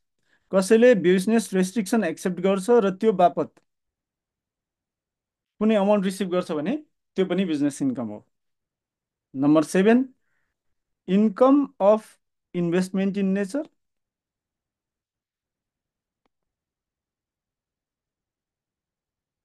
but directly related to business objective of the person. Business objective हेर्दा चाहिँ इन्भेस्टमेन्ट इन्कम देखिन्छ, तर रियालिटीमा चाहिँ बिजनेस नै त्यही गर्छ भने त्यो उसको लागि बिजनेस इन्कम हो। फर इक्जाम्पल, सेयर ट्रेडिङ गर्ने कम्पनीहरूका लागि सेयर ट्रेडिङ इन्कम, त्यसपछि त्यस्तै ब्याङ्कको लागि इन्ट्रेस्ट इन्कम। हेर्दा त इन्भेस्टमेन्ट इन्कम हो, तर रियालिटीमा के हो? उसको लागि बिजनेस इन्कम हो। Any amount to be included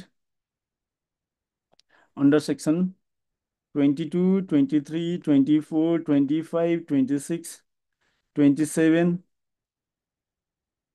28, 29, 30, 31, 32, 33, 34 and 35।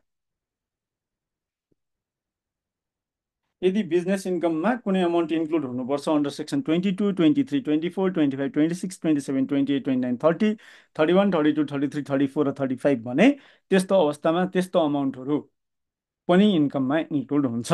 भनेपछि इन्क्लुजन यति मात्रै हो। इन्क्लुजन कति मात्रै हो? यति मात्रै हो। सर्भिस फीमा मैले एक्सप्लेन गर्नुपर्छ?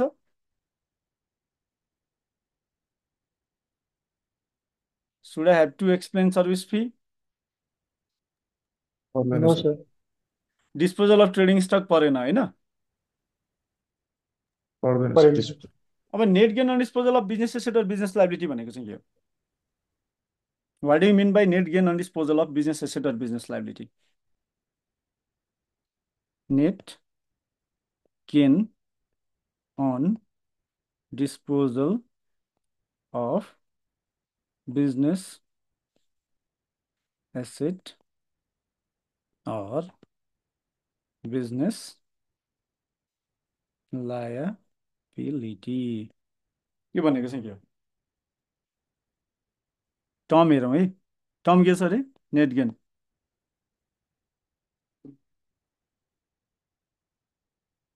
सबभन्दा पहिला नेट गेन हुनको लागि गेन हुनुपर्छ। नेट गेन हुनको लागि के हुनुपर्छ? गेन। गेन भइसकेपछि बल्ल नेट गेन आउँछ। सबभन्दा पहिला गेन भनेको के हो? गेन अन डिस्पोजल अफ, यो बिजनेस एसेटलाई मैले बिए भने, बिजनेस लाइबिलिटीलाई मैले बिएल भने है, of business asset business liability कसरी कम्प्युट गर्ने भन्दा चाहिँ गेन अन डिस्पोजल कम्प्युट गर्नलाई एउटा आउटगोइङ्स हुन्छ, अर्को इन्कमिङ्स हुन्छ। इन्कमिङ्स माइनस आउटगोइङ्स गर्यो individual business asset or business लाइबिलिटीको, individual BA और बिएलको business asset or business लाइबिलिटीको इन्कमिङ्स minus आउटगोइङ्स गर्ने। इन्कमिङमा के पर्छ त भन्दा, इन्कमिङमा त्यो सम्पत्ति वा दायित्व, सम्पत्ति बेच्दा, सम्पत्ति होल्ड गर्दा, सम्पत्ति खरिद गर्दा कुनै अमाउन्ट रिसिभ हुन्छ भने त्यो अमाउन्ट इन्कमिङ हो एसेट और लाइबिलिटी। एक्सन के आयो? तीनटा action, sales, hold, acquisition. Action तीनवटा हो। हामीले के गर्छौँ? या त होल्ड गर्छौँ, या त सेल गर्छौँ, या त एक्विजिसन गर्छौँ। यो गर्दा के आयो? पैसा आउँछ। पैसा आउँछ, नगद वा नगद सर आउँछ भने पैसा जान्छ, दुईटा होइन त? पैसा आउँछ भने इन्कमिङ हो, जति जे आउँछ सबै। पैसा जान्छ भने आउटगोइङ्स हो। तर तर इन्कम ट्याक्स एक्टको दफा 7 बमोजिम 7, 8, 9 बमोजिम आयमा समावेश हुने रकम र विभिन्न दफा बमोजिम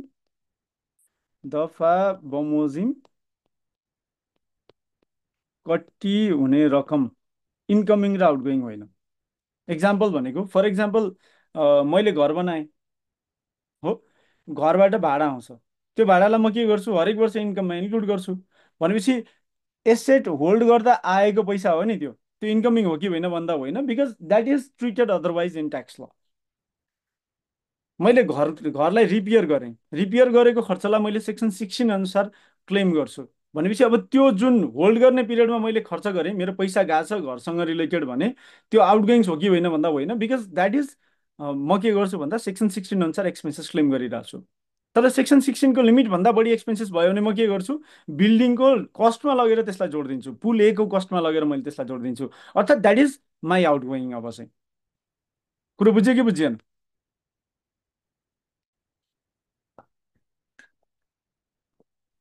एकचोटि फेरि भन्नु पर्यो सर यो।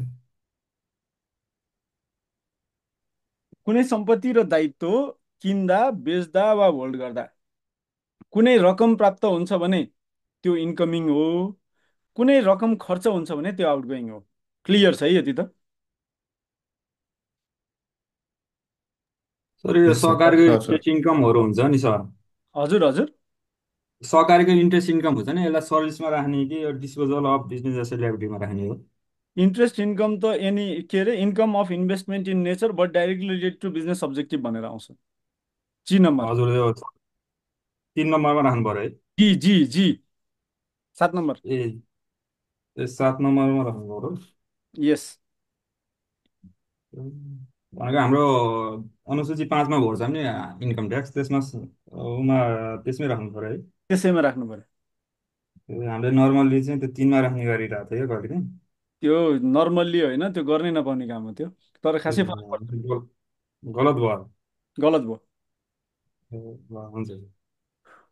मैले भने सम्पत्ति र दायित्व एक्विजिसन गर्दा, होल्ड गर्दा वा सेल्स गर्दा कुनै पैसा आउँछ भने इन्कमिङ हो, कुनै पैसा जान्छ भने आउटगोइङ हो। यो स्टेटमेन्ट क्लियर छ? छ सर। Sir okay. तर त्यो जुन पैसा आएको छ, जुन पैसा गएको छ, त्यो अब के पैसा भन्ने कुरा त इक्जाम्पल नभइकन क्लियर हुँदैन। फर इक्जाम्पल, मैले बिल्डिङको अघि इक्जाम्पल लिएँ, बिल्डिङलाई मैले भाडामा लगाएँ। भाडामा लगाइसकेपछि मैले सम्पत्ति होल्ड गरे हो नि, होइन? बिल्डिङ भाडामा लगाउनु भनेर त सम्पत्ति होल्ड गरेको छु।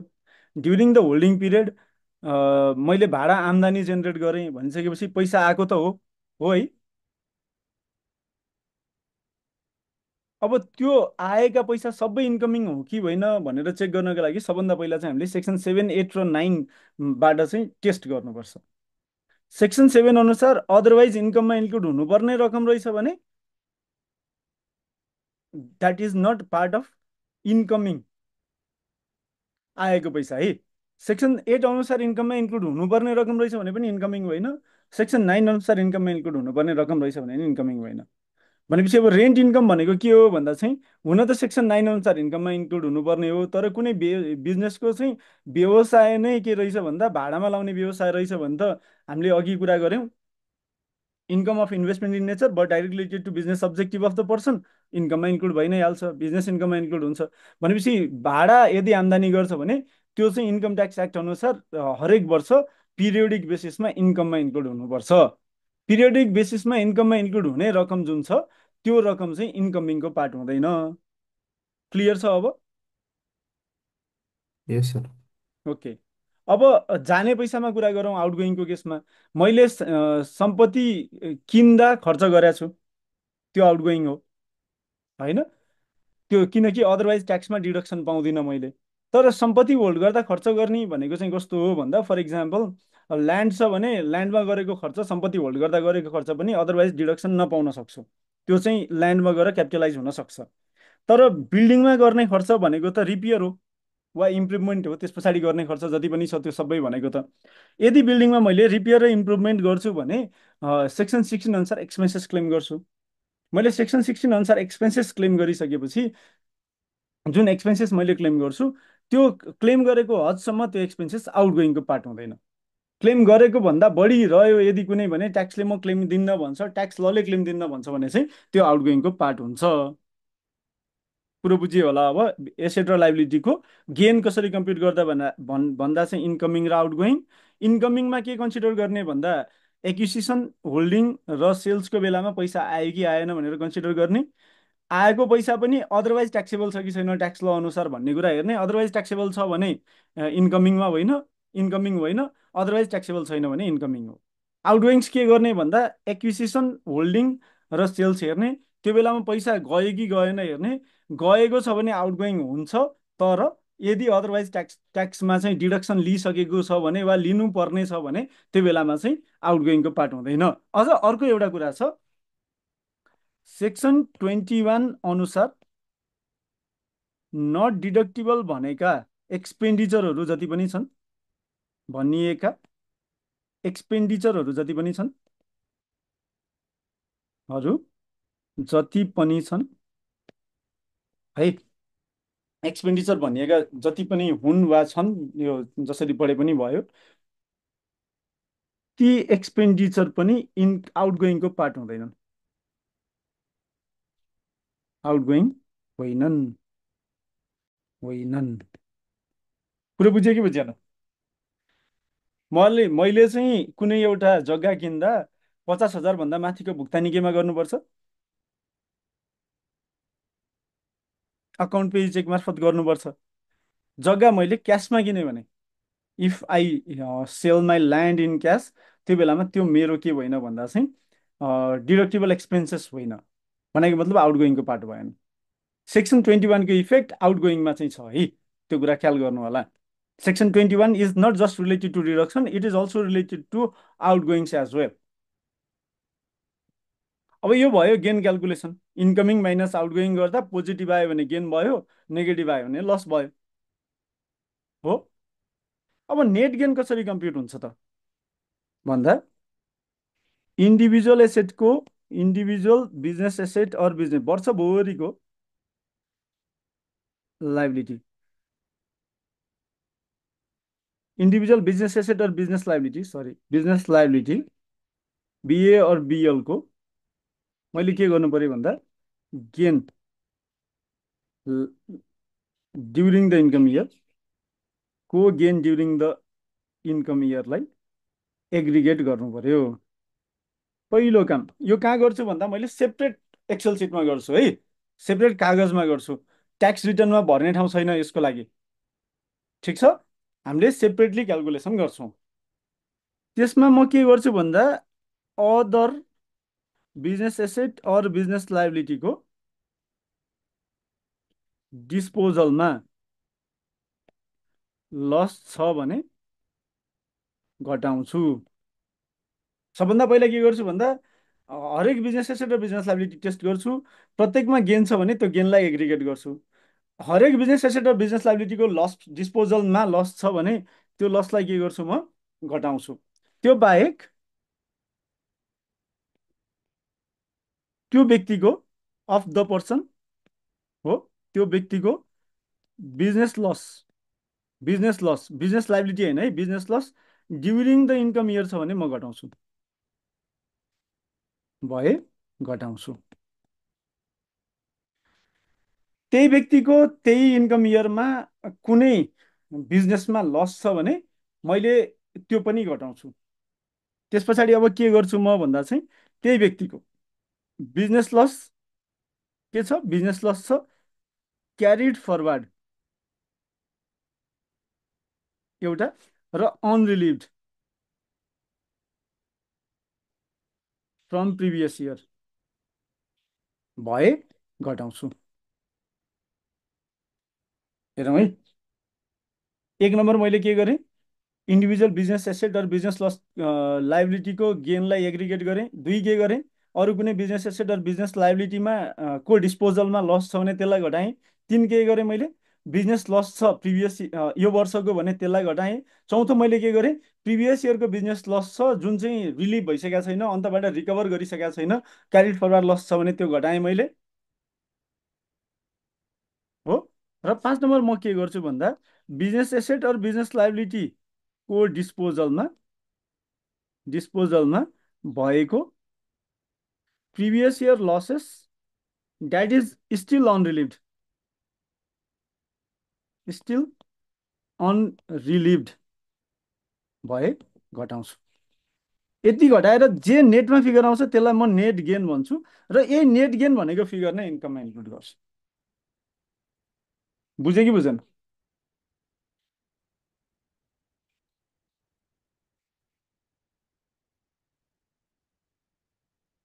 बुझ्यो?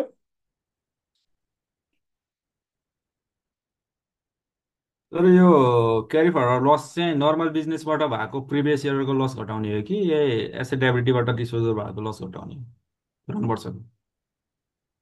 नम्बर 1 एसेट लाइबिलिटीबाट भएको यो वर्षको लस घटाएँ। नम्बर 2 हजुर, बिजनेसबाट भएको यो वर्षको नर्मल बिजनेसबाट भएको यो वर्षको लस घटाएँ ए नर्मल बिजनेसबाटै भएको पनि घटाउनु पाइयो घटाएँ। है। नम्बर 3 हजुर, नर्मल बिजनेसबाट भएको प्रिभियस इयरको लस घटाएँ। ए हजुर हजुर, नम्बर 4 एसेट लाइबिलिटी बाट भएको प्रिभियस इयरको लस घटाएँ। ए भनेपछि नर्मल बिजनेसको लस प्रिभियस इयरमा छ भने नि घटाउन पाइयो यसमा, यस सेक्सनमा। नै पाइयो, ए, चार थरी यो त लस घटाउन अलिकति पाइयो, 4 थरी लस घटाउन पाइयो। ए, के यसलाई भन्दा त लास्टमा एकैचोटि नेटअप गर्दाखेरिको यो त बिचमा लिएर हाले जस्तो भयो त्यो कुरा।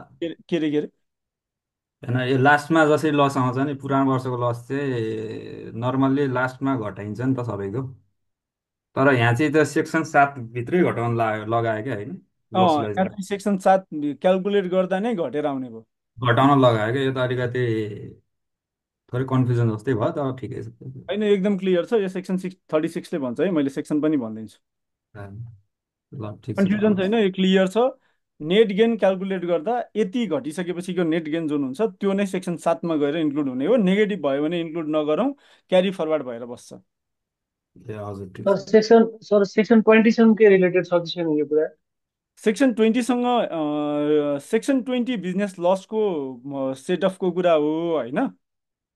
बिजनेस अच्छा इन्कमबाट बिजनेस लस र इन्भेस्टमेन्ट इन्कमबाट बिजनेस र इन्भेस्टमेन्ट लस सेट अफ गर्ने कुरा सेक्सन 20ले गर्छ भने सेक्सन 36 चाहिँ बिजनेस एसेट र बिजनेस लाइबिलिटीको गेनबाट के सेट अफ गर्न पाइन्छ भन्ने कुरा हो। र एउटा कुरा अर्को कुरा के ख्याल गर्नु भने कति वर्षसम्म बिजनेस लसलाई क्यारी फरवर्ड गर्न मिल्छ भनेर क्वेसन सोध्यो भने कति वर्षसम्म भन्ने दफा 20 4 पढ्दा वर्ष। 7 कि 12 वर्ष पाएको हो। एउटा हजुर। केसमा 10 वर्ष पनि छ कोभिडको पिरियडमा होइन। त्यो बाहेक त अरू मैले पाएको छैन।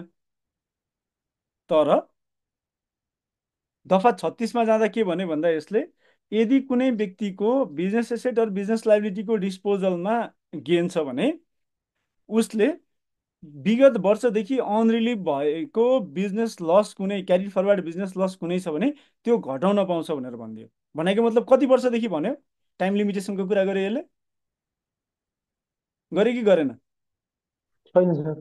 गरेन। छैन भनेपछि अनलिमिटेड पिरियडसम्म क्यारी फरवर्ड हुने भयो। बिजनेस इन्कम वा इन्भेस्टमेन्ट इन्कमबाट सेट अफ गर्नको लागि चाहिँ 7 कि 12 वर्षमै जानु पर्यो। तर बिजनेस एसेट र बिजनेस लाइबिलिटीको डिस्पोजलमा भएको गेनमा सेट अफ गर्नको लागि चाहिँ मैले जहिले पनि कुर्न पाएँ दफा 57-20मा लाग्न भएन।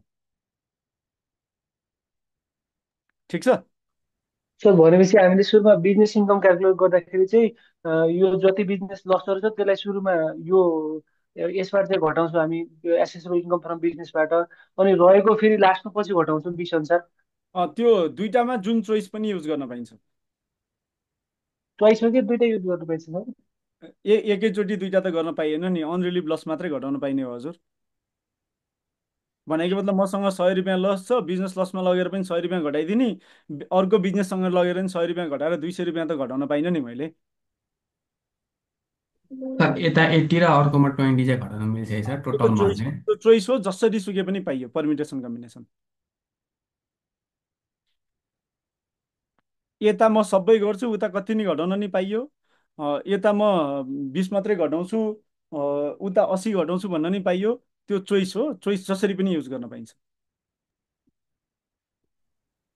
सर मसँग टोटल लस चाहिँ मसँग 100 रुपियाँ टोटल लस छ भने चाहिँ, अनि बिजनेस एसेट अथवा लाइबिलिटीको गेन चाहिँ अब 20 रुपियाँ मात्रै छ भने चाहिँ मैले 20 रुपियाँ सुरुमा यताबाट घटाउँछु, त्यसपछि रिमेनिङ 80 रुपियाँ चाहिँ तलबाट घटाउनु पाइयो। पाइयो पाइयो हुन्छ सर। पाइयो। कुरो बुझियो? यो नयाँ लाग्यो कि सबैजनालाई? यो पहिलेदेखि थियो है, वर्षौँदेखि। भनेपछि नेट गेन कसरी कम्प्युट गर्ने भन्ने विषय मैले तपाईँहरूलाई ठ्याक्क टुङ्गाइदिएँ एसेसेबल इन्कमको केसमा। अब मैले यहाँ एक्सप्लेन गर्नुपर्ने अरू केही छ जस्तो लाग्दैन। डेप्रिसिएबल एसेटको गेनलाई चाहिँ मैले एक्सप्लेन गर्नुपर्ने छ, जुन म सेक्सन 19को कुरा गर्दा डिस्कसन गर्छु। सरी, सेक्सन 19को कुरा गर्दा डिस्कसन गर्छु डेप्रिसिएबल एसेटको केसमा। अब तपाईँले अघि एउटा कुरा यहाँ यहाँ आइपुग्दाखेरि ख्याल गर्नुपर्ने कुरा के हो भने, मैले यो जम्मै ख्याल गर्नुपर्ने कुरा एक्जामको लागि भनिरहेको छु। ख्याल गर्नुपर्ने कुरा के हो भन्दा, नम्बर 1 बिजनेस एसेट भन्ने हुन्छ, नम्बर 2 डेप्रिसिएबल एसेट भन्ने हुन्छ, यहीँ आयो हो। नम्बर 3 ट्रेडिङ स्टक भन्ने हुँदो रहेछ, त्यो पनि यसैमा आयो।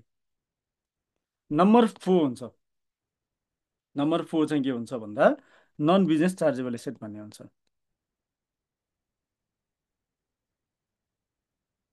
हाम्रो इन्कम ट्याक्स एक्टले डेटर, ल्यान्ड, बिल्डिङ, त्यस पछाडि आएर के भन्छ अरे क्यास इक्विभ्यालेन्ट, यस्ता जाबा कुरा केही चिन्दैन। हाम्रो इन्कम ट्याक्स एक्टले टोटल एसेटलाई 4वटामा वर्गीकरण गराएको छ। या त त्यो बिजनेस एसेट हुन्छ, या त डेप्रिसिएबल एसेट हुन्छ, या त ट्रेडिङ स्टक हुन्छ, या त नन बिजनेस चार्जेबल एसेट हुन्छ। कुन एसेट हो भन्ने कुरा आइडेन्टिफाई गर्नलाई चाहिँ यिनीहरूको डेफिनेसन याद गऱ्यो भने थाहा भइ नै हाल्छ है त।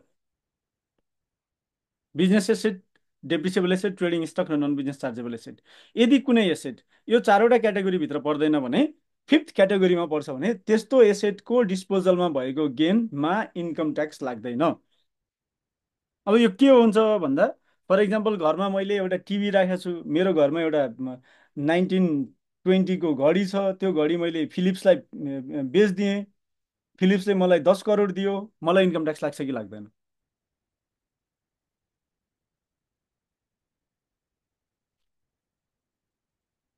क्वेसन। लाग्दैन सर, लाग्दैन। किन लाग्दैन भन्दा बिजनेस एसेट पनि होइन, चारवटा क्याटेगोरीमा परेन। ट्रेडिङ स्टक पनि होइन, नन बिजनेस चार्जेबल एसेट पनि होइन, चारवटा क्याटेगोरीमा परेन, चारवटा इन्कमभित्र पनि परेन, त्यस कारणले गर्दा इन्कम ट्याक्स लागेन। त्यसरी जाने हो है। ठिक छ, डन। अब यही क्वेसनमा लागौँ एकचोटि। तपाईँहरूसँग क्वेसन छ? यस सर। छ सर। छ है। यो क्वेसनमा लागौँ। यो क्वेसनको इन्कमको पार्टलाई मात्रै एकचोटि हामी हेर्छौँ। इन्कमको पार्ट बाहेक अरू चाहिँ आज भ्याइँदैन जस्तो लाग्छ मलाई, किनकि मेरो मिटिङ छ पछि। आज इन्कमको पार्ट चाहिँ हेर्छौँ र एक्सपेन्सेसको पार्टलाई चाहिँ भोलि हामी फेरि एक्सपेन्सेस कसरी कसरी डिडक्सन हुन्छ भन्ने विषयमा डिस्कसन गरेर अगाडि जान्छौँ। योभन्दा अगाडि मैले अलिकति छुट्याएछु। इन्कममा इन्क्लुड हुन्छ त हामीले भन्यौँ, यो 6वटा आइटम 8वटा आइटम होइन, तर इन्कममा इन्क्लुड नहुने पनि छ है। इन्क्लुजन्समा नआउनेहरू छन्। इन्क्लुजन्समा नआउने, बिजनेस इन्क्लुजनमा नआउने। नम्बर 1, फाइनल विदहोल्डिङ इन्कम छ भने इन्क्लुजनमा आउँदैन। नम्बर 2, एक्जेम्ट अमाउन्ट हो भने इन्क्लुजनमा आउँदैन। Number 3, amounts not to be included under section 54 र 69 छ भने त्यो पनि इन्क्लुजनमा आउँदैन। बिजनेस इन्कममा के इन्क्लुड नगर्ने भन्दा, if the amount is final withholding income, इन्कममा आउँदैन। If the amount is exempt amount, इन्कममा आउँदैन। If the amount is not to be included under in business income or investment income or under section 54 69, त्यो पनि आउँदैन। अब section 54ले के भन्छ त भन्ने कुरामा जाउँ। हाम्रो चर्चा चाहिँ के हो भन्दा, अब सेक्सन 54ले के भन्छ। सेक्सन 54 चाहिँ डिभिडेन्डको ट्याक्स कसरी लाग्छ भन्ने विषय हो। डिभिडेन्ड ट्याक्सको विषय हो। डिभिडेन्डको ट्याक्समा के गर्छ भन्दा, यहाँ 2वटा छ। डिस्ट्रिब्युसन हो नि यो भनेको, होइन? Distribution of profit by resident company partnership by other resident entity by non resident entity. 3वटा क्याटेगोरी भयो। By resident company or partnership हो भने 2वटा छ। फेरि यसमा पनि 2वटा कुरा छ। के छ त भन्दा, first time distribution, subsequent redistribution of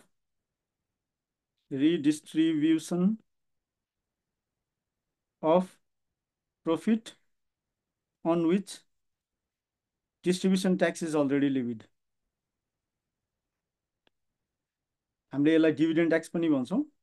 dividend tax is already levied. यदि रेसिडेन्ट कम्पनी र पार्टनरसिपले प्रॉफिट डिस्ट्रिब्युसन गर्छ र फर्स्ट टाइम डिस्ट्रिब्युसन हो भने फाइनल विदहोल्डिङ बेसिसमा ट्याक्स लाग्छ। बेसिसमा रेसिपिएन्टलाई ट्याक्स लाग्छ। कसलाई? रेसिपिएन्टलाई, कम्पनीलाई होइन है। इन्डियामा जस्तो डिभिडेन्ड डिस्ट्रिब्युसन ट्याक्स कम्पनीलाई लाग्छ, नेपालमा त्यो होइन। यो चाहिँ रेसिपिएन्टलाई ट्याक्स लाग्छ। ट्याक्सको रेट 5% हो। डिस्ट्रिब्युटेड अमाउन्टको 5% हो। Subsequent redistribution of profit on which distribution tax is already levied छ भने फर्दर ट्याक्सेसन छैन।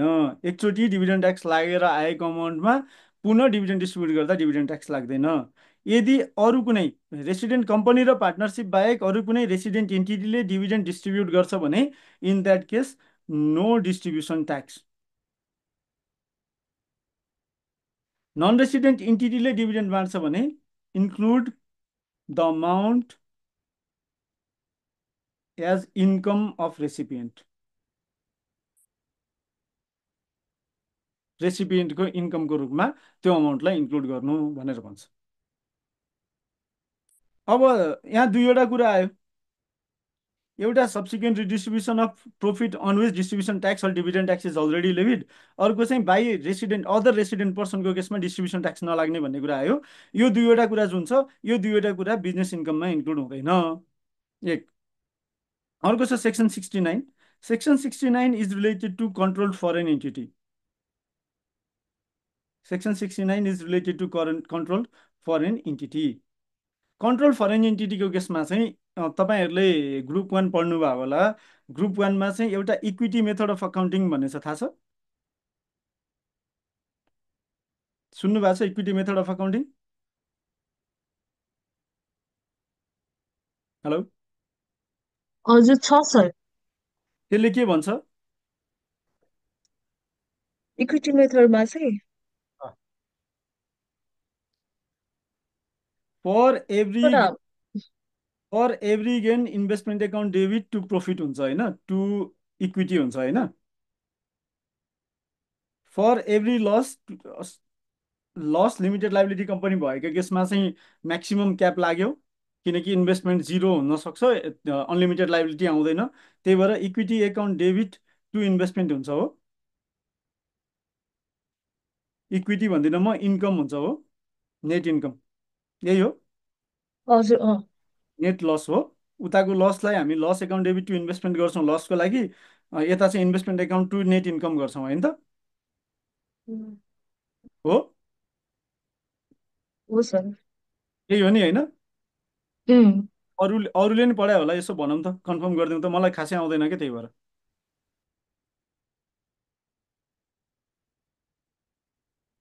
भनेपछि in case of control foreign entity, in case of control foreign entity विदेशमा रहेको, यसमा चाहिँ म भन्छु विदेशमा रहेको नियन्त्रित निकाय है, विदेशमा रहेको नियन्त्रित विदेशी निकाय, नियन्त्रित निकायको केसमा निकायको हकमा नेपालमा सो निकायलाई नियन्त्रण गर्ने, सो विदेशी निकायलाई नियन्त्रण गर्ने गर्ने नेपाली बासिन्दाले, नेपाली रेसिडेन्टले के गर्नुपर्छ भन्दा in every income year, every income year, income year income रिटर्नमा अनुसूची 5 भन्ने सबैले सुनेको छ?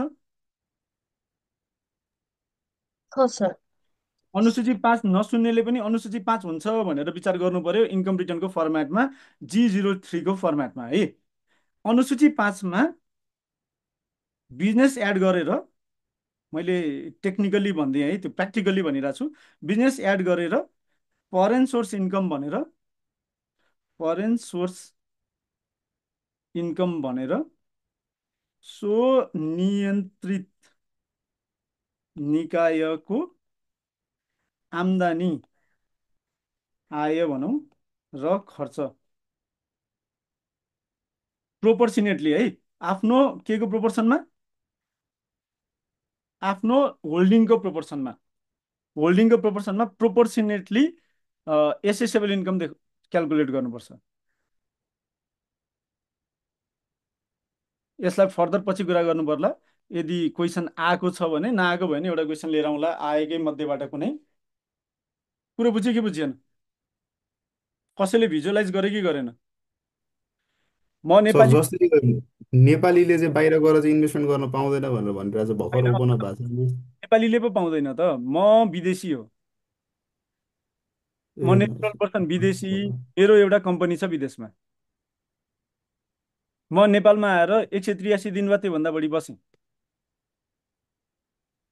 त्यो विदेशी कम्पनी मेरो लागि नियन्त्रित बासिन्दा निकाय भयो यदि मैले होल्ड गर्छु भने, बिकज म नियन्त्रित विदेशी निकाय भयो किनकि म नेपालमा आएर बसेँ, नेपालको रेसिडेन्ट भएपछि बासिन्दा व्यक्तिले होल्ड गरेको विदेशी निकाय त ओभियसली नियन्त्रित विदेशी निकाय हो। कन्ट्रोल फरेन इन्टिटी, त्यो कन्ट्रोल फरेन इन्टिटीको चाहिँ अब मैले के गर्नु पर्यो भन्दा मेरो ट्याक्स क्यालकुलेट गर्दा मैले होल्ड गरेको कन्ट्रोल फरेन इन्टिटी जुन छ त्यो कन्ट्रोल फरेन इन्टिटीको इन्कम र एक्सपेन्सेस, साउन 1 देखि असाढ मसान्तको इन्कम र एक्सपेन्सेस चाहिँ मैले डिटेल एक्सट्र्याक्ट गर्नु पर्यो। प्रत्येक इन्कम जुन छ सेल्स इन्कम होला, त्यस पछाडि आएर सर्भिस फी होला, प्रत्येक इन्कमलाई मैले के गर्नु पर्यो, मेरो होल्डिङको पर्सेन्टेजले चाहिँ कन्भर्ट गर्नु पर्यो। मेरो इन्कम सरह, मेरो पर्सनल इन्कम सरह, त्यसलाई कन्भर्ट गर्नु पर्यो। प्रत्येक एक्सपेन्सेसलाई, डिडक्टिबल एक्सपेन्सेसलाई मैले के गर्नु पर्यो, मेरो होल्डिङले चाहिँ त्यसरी नै के गर्नु पर्यो, कन्भर्ट गर्नु पर्यो। कन्भर्ट गरेर नेटमा जुन एसेसेबल इन्कम आउँछ त्यही वर्ष म त्यसमा इन्कम ट्याक्स तिर्छु। र यदि त्यो इन्कमको सम्बन्धमा त्यो नियन्त्रित विदेशी निकायले विदेशमा कर्पोरेट ट्याक्स तिरेछ वा डिभिडेन्ड ट्याक्स तिरेछ भने त्यो मैले फरेन ट्याक्स क्रेडिट क्लेम गर्छु। एकदम क्लियर छ यो कुरा? मैले भनेको कुरा बुझ्या हो? यस सर। स्वीकार गर्न गाह्रो भयो होला, बुझ्न त बुझियो होइन? यस्तो पनि हुन्छ र भन्ने मनमा चाहिँ आएको होला, तर बुझ्न त बुझियो। ठिक छ, त्यति एक्सक्युज भइसक्यो। मी सर, हजुर हजुर। सो त्यो लेखाउँदाखेरि चाहिँ अलिकति स्पिड कम गरेर लेखाइदिनु न ल, मैले त्यो नोट्सै गर्न भ्याइरहेको छैन। होइन, यो म सेयर गरिदिन्छु। हुन्छ। यो यो त म कम्प्लिट सेयर गरिदिन्छु। यो नोट त म वाट्सएपमा सेयर गरिदिन्छु। अब वाट्सएपमा एउटा ग्रुप छ, त्यो ग्रुपमा जो जो एड छैन तिनीहरूलाई बिस्तारै एड गर्दै लैजानुपर्छ, वाट्सएपमा सेयर हुन्छ है त। हुन्छ सर। त्यस पछाडि अब के हुन्छ भने चाहिँ क्लियर भयो है कुरा। मैले हरेक वर्ष इन्कम र एक्सपेन्सेस मेरो प्रोपोर्सनमा विदेशी निकायको इन्कम र एक्सपेन्सेसलाई मेरो इन्कम रिटर्नमा रिफ्लेक्ट गर्नु पर्यो र नेपालको ट्याक्स ल अनुसार ट्याक्स पनि तिर्नु पर्यो। मलाई डिस्ट्रिब्युसन त आएको छैन कि आयो? आएन। अब त्यस्तो विदेशी सर निकायले यो नियन्त्रित भनेर भन्दाखेरि चाहिँ पर्सेन्टेज होल्डिङलाई डिफाइन गरेर चाहिँ के छ कन्ट्रोल यसको चाहिँ? फरेन इन्टिटीको डिफिनेसन छ। हामी कन्ट्रोल फरेन इन्टिटी पढ्दै पढ्छौँ। अहिले चाहिँ के बुझौँ भन्दा, if there is a control foreign entity भने त्यो बेलामा नेपालको बासिन्दा निकाय जसले त्यो फरेन इन्टिटीलाई कन्ट्रोल गर्छ त्यसले आफ्नो इन्कम रिटर्नमा के गर्नुपर्छ मात्रै बुझौँ अहिलेलाई है त। हस् हस्। What is control foreign entity हामी पछि कुरा गर्छौँ। अब त्यस्तो विदेशी निकायले, जुन नियन्त्रित विदेशी निकाय छ, त्यस्तो विदेशी निकायले यदि त्यस्तो विदेशी निकायले चाहिँ के गर्यो भने डिभिडेन्ड डिस्ट्रिब्युट गर्यो भने के हुन्छ?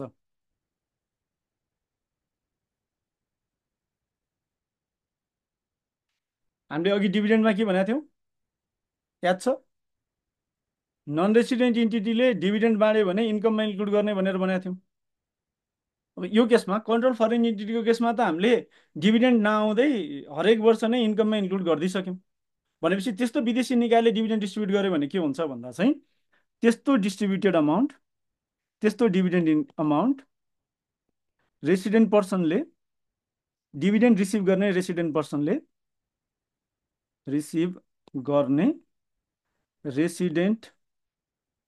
पर्सनले इन्कममा इन्क्लुड गर्नु पर्दैन। कुरा बुझ्यो? If there is a control foreign entity, यति मात्रै बुझ्यो हुन्छ है। If there is a control foreign entity and if such control foreign entity makes dividend distribution भएको वर्ष त्यस्तो डिभिडेन्ड अमाउन्ट नेपालको रेसिडेन्ट पर्सनको इन्कममा इन्क्लुड हुँदैन। It is excluded under section 69।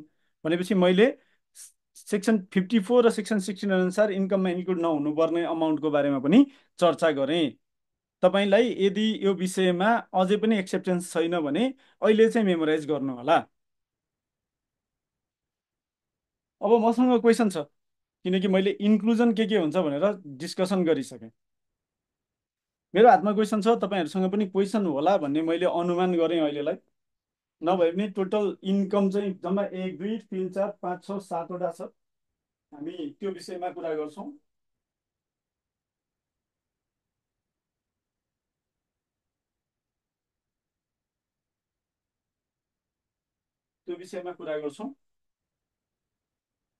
के इन्कम दिएको छ यो क्वेसनमा भन्दा चाहिँ अब यो क्वेसन म पढिदिन्छु। एउटा मित्र फाउन्डेसन छ, not for profit company. It provides drug rehabilitation services to the affected people भन्छ। भनेपछि यसले चाहिँ ड्रग खानेवालाहरूलाई चाहिँ रिहेबिलिटेसन सर्भिस दिँदो रहेछ। पुनर्स्थापना केन्द्र रहेछ यो। The company has obtain tax exemption certificate from inland revenue department भनेको छ। भनेपछि यो ट्याक्स एक्जेम्सन सर्टिफिकेट लिइसकेपछि यो ट्याक्स एक्जेम अर्गनाइजेसन भयो। हामीले सुरुमै कुरा गरेका थियौँ, च्याप्टरको सुरुमा नै हामीले के कुरा गरेका थियौँ भन्दा ट्याक्स एक्जेम अर्गनाइजेसन भनेको के हो र यसको कस्तो इन्कममा ट्याक्स एक्जेम्सन हुन्छ भनेर हामीले कुरा गरेका थियौँ। कस्तो इन्कममा ट्याक्स एक्जेम्सन हुन्छ भनेर हामीले कुरा गरेका थियौँ है। त्यस पछाडि Mitra foundation runs a rehabilitation center where it charges normal fee to the normal patients and provides free of cost treatment to the low income deprive people भन्छ। भनेपछि उसको इन्कम दुई थरी रहेछ। क्वेसनले के भन्छ एउटा भन्दा चाहिँ उसले पेसेन्टबाट फी रिकभर गर्छ र लो इन्कम डेप्राइभ पिपलको केसमा चाहिँ फ्री अफ कस्ट ट्रिटमेन्ट दिन्छ भन्छ। र उसको ट्रान्जेक्सनको डिटेल यो छ भनेर दियो। ट्रान्जेक्सनको डिटेलमा म यसको साइडमा यतापट्टि साइडमा गएँ। यो चाहिँ क्वेसन नम्बर 1 को कुरा भयो। यसमा इन्कम दिएको छ। एउटा इन्कम फ्रम रिहेबिलिटिज भनेको छ। एउटा इन्कम फ्रम रिहेबिलिटिज भनेको छ। यो इन्कम छ 2 करोड। 2 करोड छ। त्यसपछि इन्कम फ्रम ट्रेनिङ भन्छ। उसले ट्रेनिङ पनि गराउँदछ। त्यस्तो ट्रेनिङबाट उसले इन्कम जेनेरेट गरेको छ। यो चाहिँ 20 लाख रुपियाँ छ यस्तो इन्कम। त्यसपछि डोनेसन रिसिप्ट भनेर भनेको छ। पछाडि जे फुलबुट्टा गाँसे पनि केही फरक परेन, डोनेसन हो। यो पनि 20 लाख रुपियाँ छ। त्यस पछाडि लोन रिसिप्ट फ्रम ट्रस्टी भनेको छ। Loan receipt from TRUSTEE trustee भनेको छ। यो 30 लाख रुपियाँ छ। यो 30 लाख रुपियाँ छ। अर्को इन्कम फ्रम क्यान्टिन भनेर लेखा छ।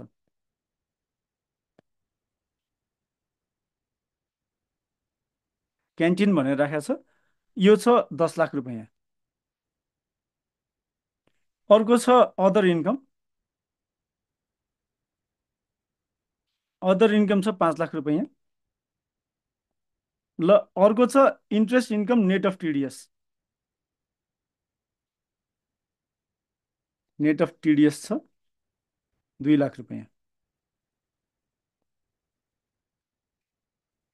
अब यी पार्टिकुलर इन्कमहरू चाहिँ यो हामीले कुरा के गर्यौँ भन्दा यो ट्याक्स एक्जेम्ट अर्गनाइजेसन हो है। ट्याक्स एक्जेम्ट अर्गनाइजेसनको इन्कममा इन्क्लुड हुन्छ कि हुँदैन त यी पार्टिकुलर कुराहरू। इन्कम फ्रम रिहेबिलिटिज अब इन्कममा इन्क्लुड हुन्छ कि हुँदैन। ट्याक्स एक्जेम्ट अर्गनाइजेसनको कस्तो इन्कममा चाहिँ ट्याक्स एक्जेम्सन हो रे? विदिन द अब्जेक्टिभ भएको इन्कम। एउटा डोनेसन हुनु पर्यो, अर्को गिफ्ट हुनु पर्यो। भनेपछि अर्को चाहिँ contribution directly related to the objective of the tax exempt organization that fulfills the following condition भन्यौँ हामीले। कन्डिसनमा के भयो भन्दा contributor do not obtain or expect any consideration against such contribution भन्यौँ। यही हो। अनि यसमा के भन्यो भने यसको कन्क्लुजनमा हामीले के भन्यो भन्दा अनरेस्ट्रिक्टेड ग्रान्ट छ भने चाहिँ एक्जेम्सन हो, रेस्ट्रिक्टेड ग्रान्ट छैन भने चाहिँ एक्जेम्सन होइन भनेर भन्यो। अब हाम्रो इन्कमको क्याटेगोरी छ यहाँ इन्कम फ्रम रिहेबिलिटिज। यो भनेको के हो? कोही एउटा मान्छे आउँछ, रिहेबिलिटेसनको लागि भर्ना हुन्छ, भर्ना भइसकेपछि त्यो मान्छेले पैसा तिर्छ। यही हो इन्कम फ्रम रिहेबिलिटिज भनेको। हो कि हो? त्यही हो। हजुर। भनेपछि यो डोनेसन हो? डोनेसन होइन। ल यसलाई हेरौँ है त। डोनेसन हो, गिफ्ट हो, डोनेसन पनि होइन, गिफ्ट पनि होइन। अब अर्को contribution directly related to the objectives of the rehabilitation centre हो कि होइन त? यो त रेस्ट्रिक्टेड भयो होइन? होइन, पहिला त्यो हो कि होइन हेरौँ न। Contribution directly related to the rehabilitation centre त हो। हजुर। तर अब कन्डिसन हेरौँ त। त्यो जो मान्छे रिहेबिलिटेसनमा बसेको छ त्यसले यो पैसा दिए बापत कुनै सेवा सुविधा वा प्रतिफल प्राप्त गरेको छ कि छैन, वा प्रतिफलको आश गरेको छ कि छैन? गरेको छ। भनेपछि डोनेसन होइन, गिफ्ट होइन, र यो थर्ड क्राइटेरिया पनि मिट भएन हो। किनकि उसले प्रतिफलको आश गरे वा प्रतिफलै प्राप्त गरे। किनकि म रिहेबिलिटेसन सेन्टरमै गएर बस्छु भने त मैले प्रतिफलै प्राप्त गरेँ नि त। भनेपछि प्रतिफल प्राप्त नगरेको, प्रतिफलको आश नगरेको अवस्थामा अब्जेक्टिभसँग डाइरेक्टली रिलेटेड छ भने एक्जेम्ट हो, नभए एक्जेम्ट हुन्छ त हुँदैन। हुँदैन। अब हाम्रो कन्क्लुजन के आयो? नट एक्जेम्ट किन भन्दा डोनेसन पनि होइन, गिफ्ट पनि होइन, contribution directly related to the objective हुँदा हुँदै पनि कन्ट्रिब्युटरले कन्सिडरेसन रिसिभ गरेको छ यो केसमा त, वा एक्सपेक्ट गरेको छ, त्यस कारणले गर्दा यो एक्जेम्ट भएन। ट्रेनिङको केसमा माथिकै क्राइटेरिया नट एक्जेम्ट। डोनेसन रिसिप्टको केसमा त डोनेसन हो, डोनेसन हो हुनासाथ सर। यो अमाउन्ट एक्जेम्ट भयो। लोन रिसिप्ट फ्रम ट्रस्टीको केसमा लोन हो, इन्कम हो र? होइन। भनेपछि लोन त इन्कममा इन्क्लुड हुँदैन। लोन हो, इन्कम होइन, सकियो है। अब हामीले के गर्नु पर्यो भन्दा फेरि बेसिस अफ अकाउन्टिङमा जानु पर्यो। मैले जुन कुरा अघि छुटाएको थिएँ, बेसिस अफ अकाउन्टिङमा जानु पर्यो। In case of natural person, basis of accounting is cash for employment and investment income.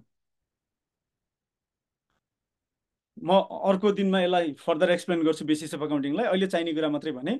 In case of company, basis of accounting is accrual, accrual basis of accounting हो। ठिक छ। अक्रुअल बेसिस अफ अकाउन्टिङ भनेपछि चाहिँ right to receive the payment नभइकन income income हुँदैन। अरू अरू condition नसोचौँ है, right to receive the payment नभइकन इन्कम इन्कम हुँदैन। त्यस कारणले गर्दा loan receive from trustee is not income. Income हो, लोन लोन हो, इन्कम होइन, त्यस कारणले गर्दा इन्कममा इन्क्लुड हुँदैन। क्यान्टिनको अपरेसनमा उसले पैसा कमायो, डोनेसन हो? होइन। गिफ्ट हो? होइन।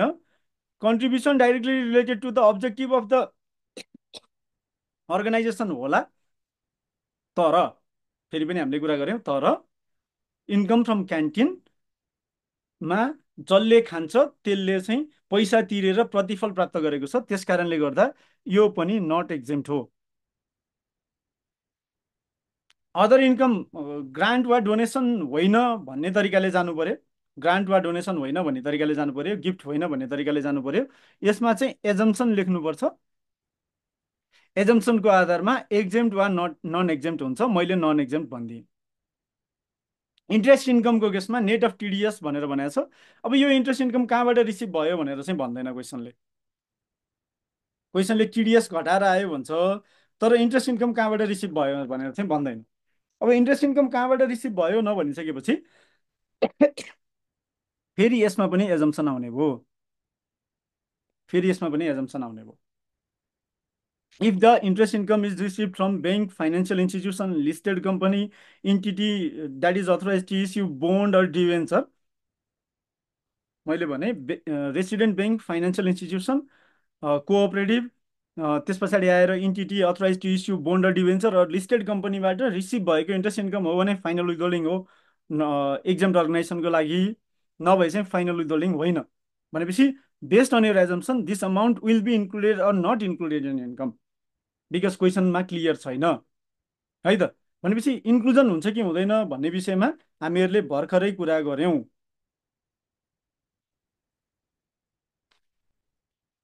र हामी फर्दर डिस्कसन अर्को क्लासमा गर्छौँ। आजलाई हामी यति मात्रै कुरा गर्छौँ है त, हुन्छ।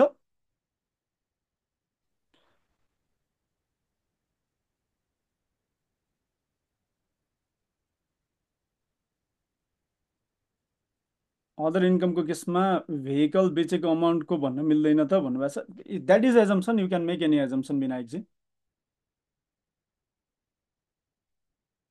Assumption, you can make any assumption, there is no problem at all.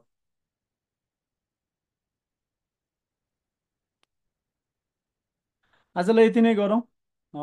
भोलि फेरि फर्दर 6 बजे भेट्ने नै छौँ। आज अलिअलि टेक्निकल प्रब्लम भएको रिजनले गर्दा 10-15 मिनट ढिला भएको हो। भोलि